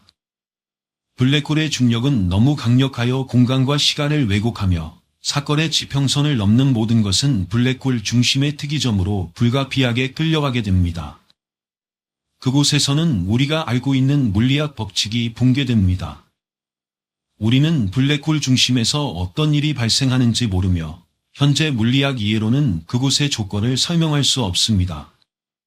일반적으로 특이점의 물질은 무한히 밀집되어 있으며 제로 볼륨의 점으로 압축되어 있다고 믿어집니다. 블랙홀의 반대인 화이트홀의 가능성에 관해서는 현재 그들이 존재한다는 직접적인 증거가 없습니다. 화이트홀은 두 지점을 연결하는 터널 같은 가상의 웜홀의 반대쪽에 존재할 것으로 믿어집니다. 그러나 웜홀의 존재를 증명할 직접적인 증거도 없습니다. 우주는 이상하고 초현실적인 패러독스로 가득 차 있습니다. 이러한 것들을 이해하려는 우리의 탐구는 이제 막 시작되었을 뿐입니다. 우리가 지식의 경계를 계속 밀어붙이고 공간과 시간의 가장 먼 영역을 탐험함에 따라 우주는 계속해서 우리를 놀라게 하고 새로운 방식으로 도전할 것입니다. 이는 우리를 새로운 발견과 이해의 높이로 나아가게 할 것입니다. 우리는 한때 태양 주위를 도는 행성에 대해서만 알고 있었지만 이제 우리는 다른 별 주위를 도는 암석으로 된 세계와 거대한 가스 구름이 존재한다는 것을 알고 있습니다. 그들은 훌륭한 이야기를 가지고 있습니다. 이러한 행성들의 초기 역사에는 매우 폭력적인 사건들이 많았을 것입니다. 행성은 어디서나 같은 방식으로 형성됩니다. 그들은 별이 태어난 후 남겨진 먼지와 다른 물질에서 나옵니다. 따라서 모두 같은 방식으로 만들어졌다면 무엇이 그들을 그렇게 다르게 만드는 것일까요? 사실 우주는 은하, 가스, 구름, 별, 행성으로 가득 차 있습니다. 우리의 태양계에는 8개의 세계가 있지만 이제 우리는 그것들이 하늘의 거대한 행성 가족의 작은 일부에 불과하다는 것을 알고 있습니다. 우주에 다른 행성계가 있다는 것을 확실히 아는 것은 과학 역사에서 매우 중요한 순간입니다. 2000억 개의 별이 있는 우리의 은하수에서 아마도 수십 개의 행성이 있을 것입니다. 나사는 2009년에 케플러 우주망원경을 우주로 발사하여 다른 별 주위를 도는 새로운 행성을 찾기 위한 6년 임무를 수행했습니다. 지금까지 그들은 400개 이상의 행성을 발견했습니다. 어떤 행성은 목성보다 5배 큰 거대한 가스 덩어리이고 어떤 행성은 지구보다 여러 배 더 큰 암석 세계입니다. 어떤 행성은 매우 불규칙한 궤도를 따라 돌며 별에 너무 가까워 타버리고 있습니다. 한 가지 분명한 것은 두 개의 행성은 같지 않다는 것입니다. 각각은 고유합니다. 하지만 이러한 새로운 세계의 대부분은 매우 멀리 있고 연구하기 어렵습니다. 행성이 어떻게 작동하는지에 대한 우리의 대부분의 지식은 태양 주위를 도는 8개의 행성에서 나옵니다. 우리 태양계의 행성은 두 가지 주요 유형으로 나뉘며 내부 태양계에는 수성, 금성, 지구, 화성과 같은 4개의 암석 행성이 있고 외부 태양계에는 목성, 토성, 천왕성, 해왕성과 같은 4개의 거대한 가스 행성이 있습니다. 8개의 세계 각각은 다른 7개와 매우 다릅니다. 우리 태양계가 46억 년 전에 태어난 순간부터 그들은 각자의 특성을 발전시키기 시작했습니다. 태양이 점화될 때 거대한 가스와 먼지, 구름을 우주로 방출했습니다. 태양에 더 가까운 암석 행성과 더 멀리 있는 가스 행성을 포함한 모든 8개의 행성은 이 우주잔의 구름에서 나왔습니다. 태양계의 모든 세계는 같은 물질로 만들어졌습니다. 그들은 같은 가스와 먼지, 구름에서 형성되었지만 매우 다른 조건에서 형성되었습니다. 어떤 것은 태양에 가까운 뜨거운 곳에서, 어떤 것은 더 멀리 떨어진 차가운 곳에서 형성되었습니다. 그리고 조건이 매우 달랐기 때문에 그로 인해 나타난 행성들도 다릅니다. 태양계가 시작될 때 주산염, 수증기, 수소에 많은 수소에 메탄 및 기타 원소가 고른 혼합으로 존재했습니다. 먼지, 구름의 이러한 원소들은 케이크의 재료와 같습니다. 재료가 어떻게 혼합되고 오븐이 얼마나 뜨거운지에 따라 다르게 구워집니다. 케이크를 굽는 것과 같이 재료를 혼합하고 오븐에 넣고 구워지기를 기다립니다. 그리고 그 과정에서 변화가 일어납니다. 이것이 태양계에서 발생한 기본적인 과정입니다. 전반적으로 행성은 태양과 얼마나 가까운지에 따라 약간 다른 방식으로 요리됩니다. 태양 가까이에서는 뜨거워서 가스가 타버리고 물이 끓어오릅니다. 고온에서 고체 상태를 유지할 수 있는 금속과 암석과 같은 재료만이 살아남을 수 있습니다. 그래서 태양에 가까운 곳에서는 오직 암석 행성만이 형성됩니다. 행성이 태양에서 멀어질수록 그것은 다른 방식으로 요리됩니다. 그러나 어떤 종류의 행성이 형성될지는 구름 속에 무엇이 있는지에 따라 다릅니다. 태양계가 형성된 구름의 종류에 따라 암석 행성이 없을 수도 있습니다. 지구와 같은 것을 만들 수 있는 충분한 물질이 없었기 때문입니다. 대신 가스 거인이 더 많고 암석 행성이 전혀 없을 수도 있습니다. 암석으로 된 행성을 원한다면 금속과 암석으로 가득 찬 구름이 필요합니다. 다음 단계는 열을 낮추는 것입니다. 온도가 내려가면서 고온에서 끓는 점이 높은 일부 물질이 고체로 응축되기 시작합니다. 이 매우 작은 광물 알갱이들이 형성될 수 있습니다. 이 작은 암석과 광물 조각들은 새로운 암석 세계의 시작입니다. 시간이 지나면서 서로 붙기 시작합니다. 하나의 먼지 분자가 다른 먼지 분자에 부딪히면 이들은 합쳐져 약간 더 큰 먼지 분자를 형성하고 계속해서 점점 더 커집니다. 이 과정을 축적이라고 합니다. 이 입자들이 커지면서 돌이 됩니다. 그 다음에는 돌이 다른 돌에 충돌하여 바위가 됩니다. 바위들이 서로 충돌하여 더 큰 바위를 형성합니다. 어느 순간 어떤 것이 충분히 커져서 자신의 무게로 주변의 것들을 끌어당기기 시작합니다. 그래서 단순히 부딪혀서 커지는 것이 아니라 적극적으로 물체를 끌어당깁니다. 처음에는 우리 태양계에 젊은 행성이 많았으며 아마도 100개 정도였을 것입니다. 그중 대부분은 생존하지 못했습니다. 소행성대에 가서 소행성 베스타를 보면 행성이 구체 형태로 자신을 끌어당기기 위해 얼마나 커야 하는지에 대한 좋은 아이디어를 얻을 수 있습니다. 베스타의 지름은 329마일로 구체가 되기에는 충분히 크지 않습니다. 원형이 되기 위해서는 성장하는 행성이 최소 500마일은 되어야 합니다. 그 크기에서 중력이 충분하여 스스로를 구체로 압축할 수 있습니다. 그보다 작은 것은 불규칙한 형태로 남게 됩니다. 아기 행성이 무언가에 부딪힐 때마다 그것은 점점 더 뜨거워져서 결국 녹기 시작합니다. 중력이 무거운 물질과 가벼운 물질을 분리하기 시작합니다. 가벼운 물질은 위로 떠올라 지각을 형성하고 대부분의 금속과 같은 무거운 물질은 아래로 가라앉아 행성의 중심에 훨씬 밀집된 핵을 형성합니다. 마지막으로 젊은 행성들은 행성과 비슷한 모습으로 변하기 시작하지만 이제는 폭력과 파괴의 시간을 견뎌야 합니다. 이는 어떤 행성이 생존하고 어떤 행성이 사라질지를 결정하는 잔혹한 시간입니다. 태양이 형성된 후 8개의 행성 모두 동일한 먼지와 가스의 구름에서 나왔지만 그들은 매우 다르게 되었습니다. 각 새로운 행성이 어떻게 형성될지는 명확한 계획이 없었습니다. 그들은 물리학과 화학의 법칙을 따랐지만 대부분의 일은 단지 우연의 문제였습니다. 약 45억 년 전, 우리의 태양은 약 100개의 젊은 행성들에 둘러싸여 있었습니다.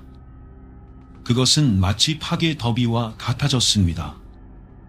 행성들이 서로 충돌했고 대부분은 파괴되었습니다. 이러한 행성들의 초기 역사는 믿을 수 없을 만큼 폭력적이었으며 각 행성의 성장 마지막 단계에서 많은 충돌이 발생했습니다. 이러한 충돌이 발생하면서 일부 미행성체가 다른 미행성체의 희생으로 성장하기 시작했습니다. 궁극적으로 행성이 될 이 물체들은 점점 더 커졌습니다. 그들이 커지면서 주변의 모든 작은 미행성체를 빨아들여 많은 우주 잔해가 원시 행성의 표면에 충돌하게 했습니다. 결국 4개의 암석 행성만 남았습니다. 과거 각 행성에 발생한 다양한 사건들로 인해 이들은 모두 서로 매우 다릅니다. 화성은 얼어붙은 흙무지이고 지구는 흐르는 액체 물을 가지고 있으며 금섬은 화산으로 가득 차 있고 수섬은 작고 황량하며 매우 뜨겁습니다. 예를 들어 대규모 충돌로 인해 수섬은 매우 얇은 지각을 가지고 있으며 극도로 밀도가 높습니다. 과거에는 더 큰 행성이었을 가능성이 있지만 무언가가 비스듬히 충돌하여 가벼운 지각을 벗겨내고 밀도가 높은 핵만 남았습니다. 지구 역시 발달 과정 중에 대규모 충돌을 경험했습니다.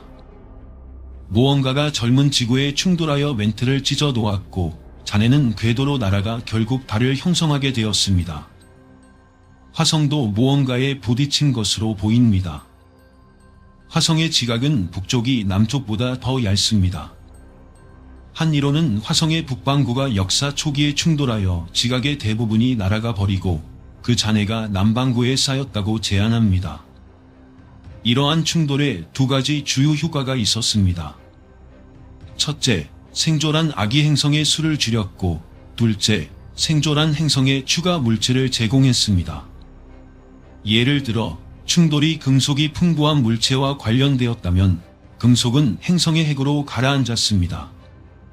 만약 충돌이 더 가벼운 물체나 얼음이 포함된 물체와 관련되었다면 그것은 떠서 행성의 지각의 일부를 형성했습니다. 태양 가까이에는 4개의 암석 행성이 완성되어 가고 있었습니다.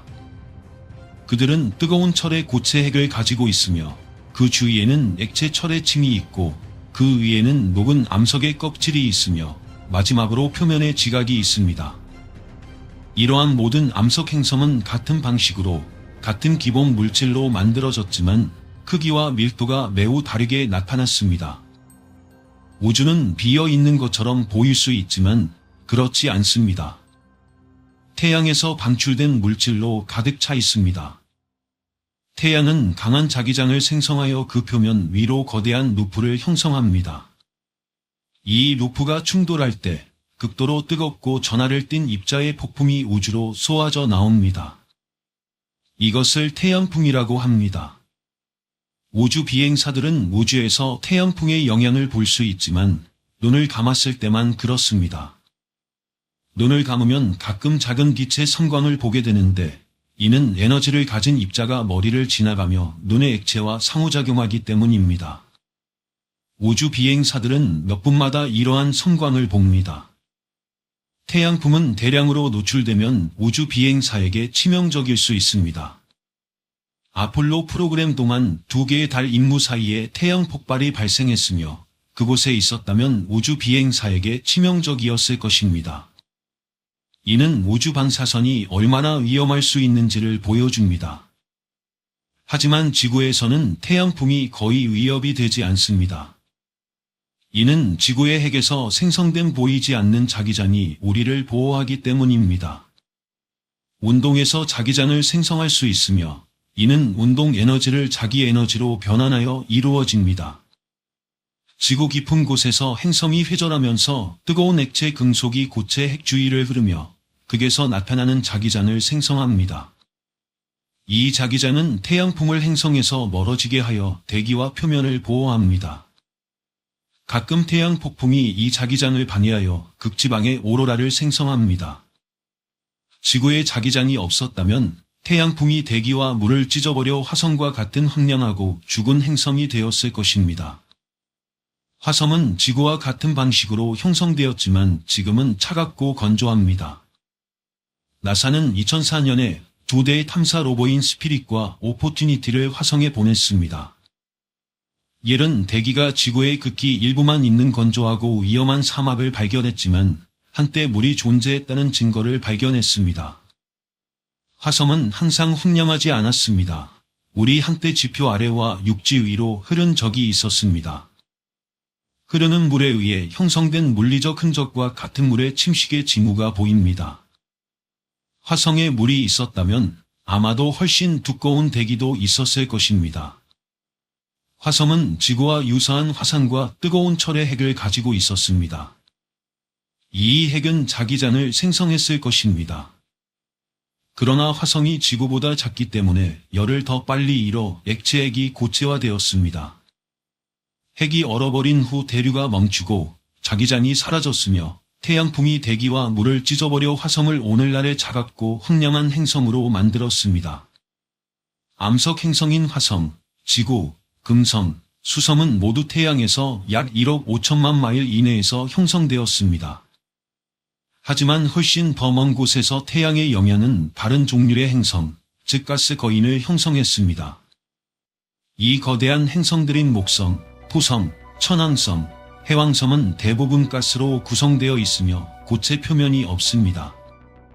천문학자들은 다른 태양계에서 400개 이상의 먼가스 거인을 발견했으며 우리의 태양계에는 목성, 토성, 천왕성, 해왕성이 있습니다. 이 가스 거인들은 두꺼운 수프 같은 수소, 헬륨, 메탄의 대기를 가지고 있습니다. 왜 외부 행성들은 가스로 만들어졌고 내부 행성들은 암석으로 되어 있을까요? 외부 태양계는 매우 차갑습니다. 태양에서 약 5억 마일 떨어진 곳입니다. 태양계의 형성 기간 동안 이 지역은 먼지, 가스, 얼어붙은 물로 가득 차 있었습니다. 눈이 형성될 만큼 충분히 차가워서 얼음과 눈송이가 가스 거인의 핵을 만드는 데 도움을 주었다고 믿고 있습니다. 이 핵들은 지구의 약 10배 크기로 거대하게 성장했으며 강한 중력을 가지고 있어 두꺼운 가스 대기를 모을 수 있었습니다. 중력이 많아질수록 더 커지며 더 많은 먼지와 잔해를 끌어모았습니다. 이 잔해는 또한 이러한 행성들 주위에 많은 위성을 형성했습니다. 예를 들어 목성과 토성은 각각 60개 이상의 위성을 가지고 있습니다. 가스 거인들은 또 다른 독특한 특징이 있습니다. 고리입니다. 토성의 고리는 가장 유명하지만 목성, 천왕성, 해왕성도 고리를 가지고 있지만 그것들은 더 약하고 탐지하기 어렵습니다. 모든 4개의 가스 거인들은 고리를 가지고 있지만 토성의 고리가 가장 잘 보입니다. 먼 거리에서 보면 토성의 고리는 단일하고 평평한 원반처럼 보입니다. 그러나 그것들은 각각 몇 마일 너비의 수천 개의 작은 고리로 이루어져 있습니다. 가시니 탐사선이 지나갈 때 토성의 고리 안에서 수십억 개의 얼음 조각과 우주 잔해가 시속 5만 마일의 속도로 움직이고 있음을 발견했습니다. 이 얼음과 암석 조각들은 끊임없이 충돌하며 일부는 작은 위성을 형성하고 다른 일부는 부서집니다. 그러나 그들 중 어떤 것도 더 크게 성장하지 않는데 이는 토성의 막대한 중력이 그것들을 찢어버리기 때문입니다. 과학자들은 이러한 고리가 어떻게 형성되었는지 이해하기 시작했습니다. 한 이론은 해섬이 위성과 충돌하여 그것을 궤도에서 밀어내고 토성에 더 가깝게 만들었다고 합니다. 그 후 토성의 중력이 위성을 찢어버렸고 그 잔해가 행성을 공절하는 고리를 형성했다고 합니다. 하지만 가스 거인의 가장 큰 신비는 그들 깊숙한 곳, 구름 아래 수만 마일에 있습니다. 이 지역은 자연 법칙을 거스릅니다. 우리가 먼 별 주위에서 발견하는 대부분의 새로운 행성들은 거대한 가스 거인으로 목성에 비하면 작아 보일 만큼 큽니다. 그러나 태양계든 먼 별 시스템이든 이러한 가스 거인 내부에서 정확히 어떤 일이 발생하는지는 아무도 알지 못합니다. 우리는 목성의 두꺼운 대기가 4만 마일 깊이까지 뻗어 있으며 고속으로 움직이는 가스띠를 관찰할 수 있어 격렬한 폭풍을 발생시킨다는 것을 알고 있습니다. 하지만 폭풍 아래에서 어떤 일이 일어나는지는 아직 알려지지 않았습니다. 나사는 갈릴레오 우주선을 목성으로 보내 몇 가지 답을 찾기 위해 14년의 임무를 수행했습니다. 1995년 12월 7일 갈릴레오 우주선은 시속 16만 마일의 속도로 목성의 대기로 탐사선을 보냈습니다. 탐사선이 두꺼운 공기를 통해 하강하면서 낙하산이 속도를 줄였습니다. 탐사선은 구름 속에서 번개를 관측하고 시속 450마일의 바람을 기록했습니다. 58분 동안 데이터를 지구로 송신했습니다. 갈릴레오 탐사선에게 무슨 일이 일어났을까요? 그것은 단단한 물체에 충돌하지 않고 계속 목성의 대기로 하강했습니다. 하강하면서 압력은 점점 더 증가했습니다. 탐사선은 지구에서의 압력보다 23배 높은 압력을 기록했으며 온도는 지구보다 300도 이상 높았습니다. 가스 거인의 깊은 대기에서는 고체 표면이 없어도 물질의 압력이 결국 들어오는 모든 것을 압사시킵니다. 탐사선은 단 124마일 하강한 후 압사되었습니다. 짧은 송신에도 불구하고 갈릴레오 탐사선은 과학자들에게 목성의 내부를 엿볼 수 있는 기회를 제공했습니다. 그러나 행성의 어둡고 숨겨진 핵은 여전히 미스터리로 남아 있습니다. 일부 암석 행성과 마찬가지로 가스 거인도 자기장을 가지고 있습니다. 목성의 자기장은 지구의 2만 배 강하며 너무 거대하여 토성까지 뻗어 있습니다. 이는 4억 마일 이상 떨어져 있습니다. 목성의 자기장은 지구의 자기장처럼 태양풍으로부터 대기를 보호합니다. 그러나 그것은 또한 위성에 영향을 미칩니다. 예를 들어 목성에서 21만 7천 마일 떨어진 화산성 위성 이오는 매초 많은 양의 가스와 먼지를 우주로 방출합니다. 이 화산 활동은 목성의 자기장으로 인해 감화되어 강력한 방사선띠를 형성합니다. 이는 목성 주변을 매우 활동적으로 만듭니다. 목성을 향해 라디오 안테나를 겨냥하면 행성과 자기장 간의 상호작용을 실제로 들을 수 있습니다. 목성과 토성은 자신의 자기장을 생성하기 때문에 태양풍이 없이도 오로라를 발생시킬 수 있습니다. 일은 거대한 크덥으로 인해 발생합니다. 이러한 오로라는 가스 행성에도 자기장이 있음을 보여줍니다. 하지만 가스 행성에서 자기장은 어떻게 생성될까요? 지구에서는 매우 뜨거운 액체 금속이 행성의 고체 철 핵 주위를 돌며 자기장을 생성합니다. 가스 행성도 유사한 과정을 가지고 있을 것으로 보이지만 뜨거운 철 핵은 없습니다. 대신 얼음과 먼지로 이루어진 얼어붙은 핵 주위에서 형성되었기 때문에 그 내부에서 무슨 일이 일어나는지는 여전히 알려지지 않았습니다. 우리는 목성 내부 깊숙한 곳에 무엇이 있는지 완전히 이해하지 못합니다. 목성은 고체 핵을 가지고 있을 수도 있고 여전히 액체 상태일 수도 있습니다. 우리는 절대적으로 확신할 수 없으며 어떤 탐사선도 4만 4천 마일 깊이의 행성 중심으로 가는 여정을 견딜 수 없습니다. 갈릴레오 우주선은 중심에 도달하기 전에 파괴되었습니다. 중력과 열은 행성이 내부 핵에서 외부 대기로 어떻게 진화하는지를 형성합니다. 이것들은 행성을 형성하는 위대한 힘이지만 행성의 발전에 영향을 미치는 또 다른 중요한 요소가 있습니다. 물입니다.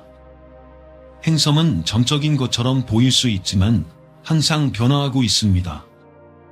태양계의 한 행성은 대기를 잃고 사막이 되었으며 다른 행성은 과열되어 지옥 같은 세계가 되었습니다.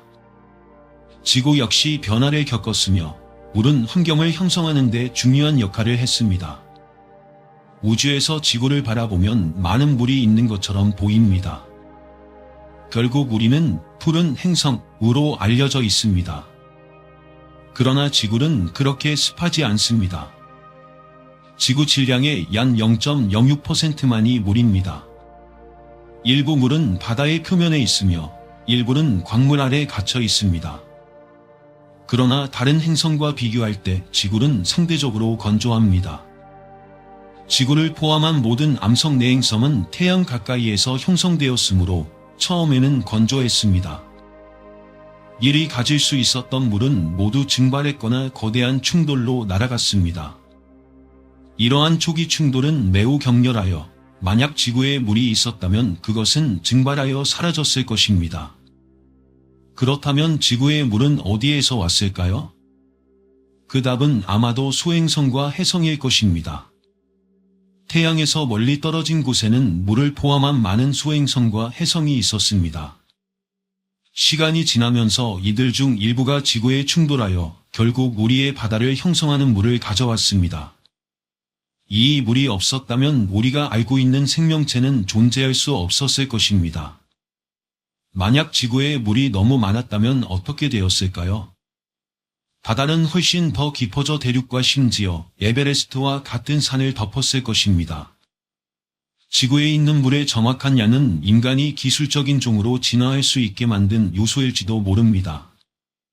약 40억 년 전 해성과 소행성의 집중적인 충돌이 지구에 적당한 양의 물을 가져와 오늘날의 지구를 형성했습니다.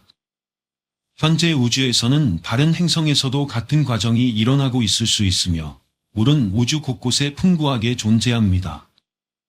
우주에서 가장 흔한 원자는 수소이고 산소는 다음으로 흔한 원자 중 하나로 물은 흔한 분자입니다.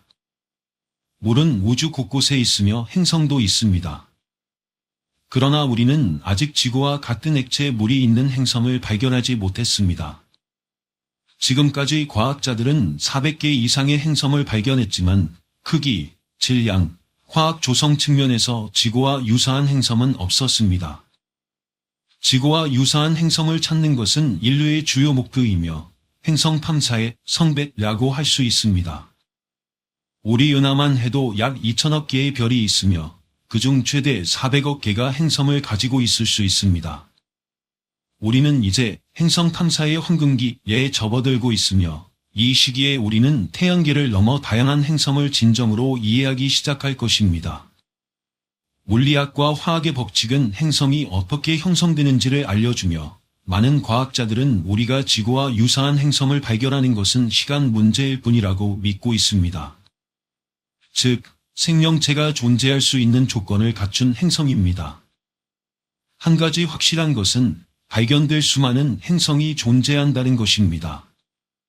지구를 넘어 생명체를 찾는 탐사는 이제 시작 단계에 있지만 초기 발견들은 우리와 유사한 행성이 많다는 것을 암시하고 있습니다. 지구와 우주에서의 관측을 통해 우리의 태양계를 넘어 수천 개의 행성이 확인되었으며 우리 은하에는 아마도 수조 개가 있을 것입니다. 하지만 지구 너머에서 생명체의 증거는 아직 발견되지 않았습니다. 우주에서 생명체가 흔하고 쉽게 형성되는 것인지 아니면 극히 드문 것인지에 대한 논의가 있습니다. 이것이 외계 생명체에 대한 여러 이론 중 일부입니다. 한 이론은 생명체가 우주 어딘가에 존재할 가능성이 있으며 심지어 우리 태양계 내에도 존재할 수 있다는 것입니다. 예를 들어 화성이나 목성과 토성의 일부 위성에서 미생물 생명체가 존재할 가능성이 있습니다. 또한 지능적인 문명과 같은 더 복잡한 생명체도 다른 별을 공전하는 행성에서 존재할 수 있습니다. 페르미 역설. 페르미 역설은 만약 우주에 지능적인 생명체가 하나다면 왜 우리는 그 증거를 발견하지 못했는지를 질문합니다.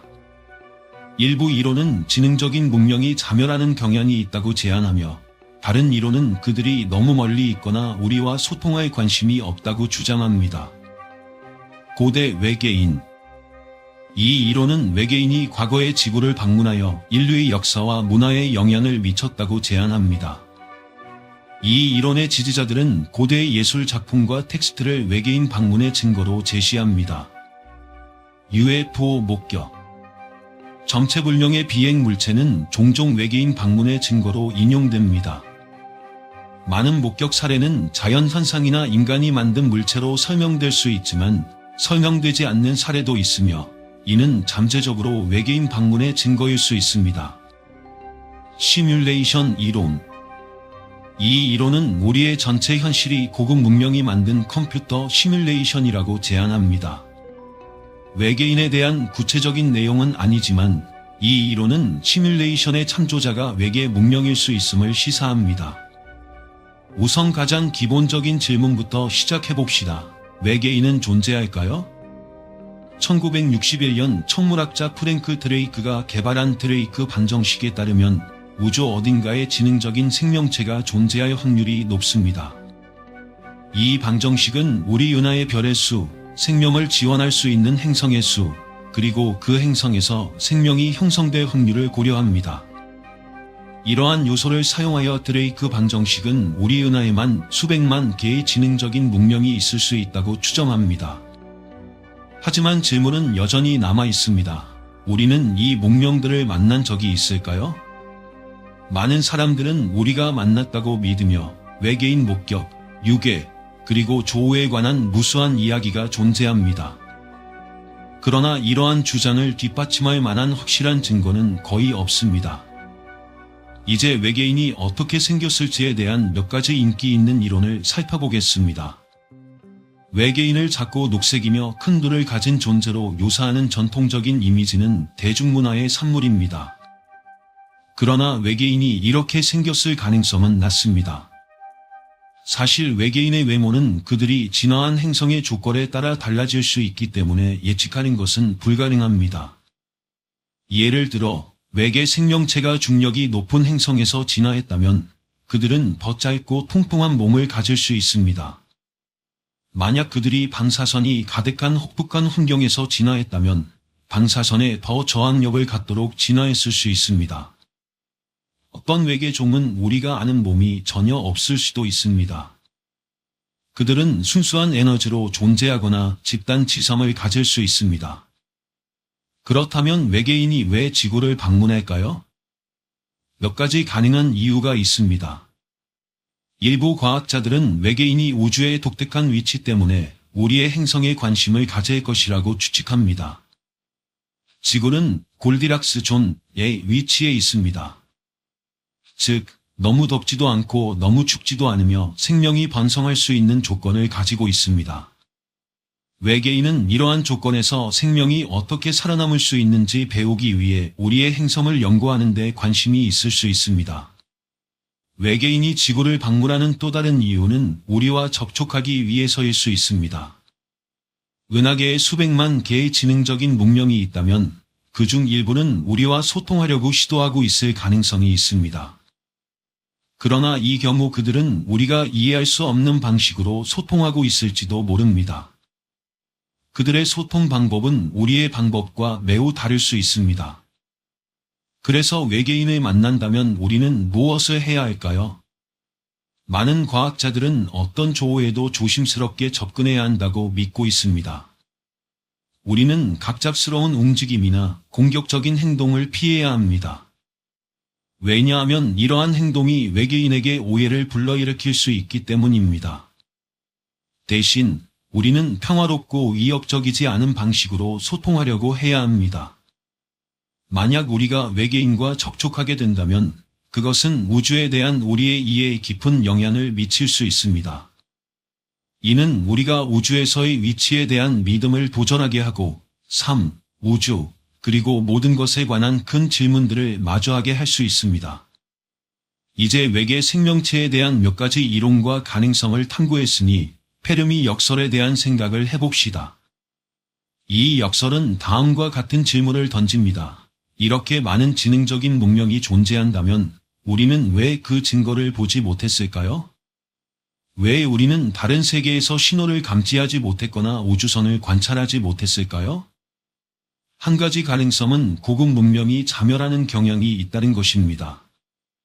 기술이 발전함에 따라 환경 파괴, 전쟁 또는 다른 재앙을 통해 파괴될 가능성이 생깁니다. 많은 지능적인 문명이 지속할 수 없는 지경에 이르러 결국 실패하는 경우가 있을 수 있습니다. 또 다른 가능성은 지능적인 문명이 우리와 접촉할 의사가 없다는 것입니다. 어쩌면 그들은 단순히 지구나 다른 종과 소통하는 것에 관심이 없거나 너무 멀어서 우리의 신호를 감지하지 못하고 우리가 그들의 신호를 감지하기에는 너무 원시적일 수 있습니다. 이유가 무엇이든 간에 페르미 역설은 여전히 미스터리로 남아있으며 많은 추측의 주제입니다. 이제 우리의 태양계 내에서 생명체의 가능성에 주목해 봅시다. 우리는 지능적인 생명체의 증거를 찾지 못했지만 다른 행성이나 위성에서 미생물 생명이 존재할 수 있다는 유망한 징후가 있습니다. 예를 들어 나사의 화성 로버는 행성 표면에서 메탄을 감지했으며 이는 미생물 생명의 징후일 수 있습니다. 과학자들은 또한 목성과 토성의 일부 위성에서 지하 바다가 존재하는 증거를 발견했으며 이는 생명을 지원할 가능성이 있습니다. 만약 우리가 태양계 내에서 미생물 생명의 증거를 발견한다면 그것은 중요한 발견이 될 것이며 우주에서의 생명에 대한 우리의 이해에 중대한 영향을 미칠 수 있습니다. 지능적인 생명을 발견했을 때 잠재적인 영향을 고려해 봅시다. 만약 우리가 외계 문명과 접촉하게 된다면 이는 우리의 사회와 우주에 대한 이해에 깊은 영향을 미칠 수 있습니다. 하나는 우리의 기존 믿음과 세계관에 도전할 수 있다는 점입니다. 우리는 우주에서 우리의 위치에 대한 아이디어, 우리의 종교적 및 철학적 신념, 생명의 기원에 대한 이해를 재평가해야 할지도 모릅니다. 또한 다른 지능적인 종과 상호작용하는 윤리에 대한 질문과 그러한 상호작용에 수반되는 책임이 제기될 수 있습니다. 또 다른 잠재적인 영향은 우리의 기술과 과학적 진보에 대한 것입니다. 만약 우리가 더 고급 문명과 마주하게 된다면 우리는 그들의 기술과 지식에서 배울 수 있어 우리 자신의 진보를 가속화할 수 있습니다. 반면에 외계인이 우리에게 적대적인 의도를 가지고 있다면 위협이 될 수도 있습니다. 외계인이 존재한다면 그들이 우리에게 위험할지 확실히 말하기는 어렵습니다. 우리는 지능적인 외계 생명체에 대한 구체적인 증거가 없으므로 그들의 의도나 행동에 대한 어떤 추측도 순전히 가설적입니다. 일부 사람들은 외계인이 우리보다 기술적으로 더 발전되어 있고 우리를 정복하거나 파괴할 능력이 있다면 위험할 수 있다고 주장합니다.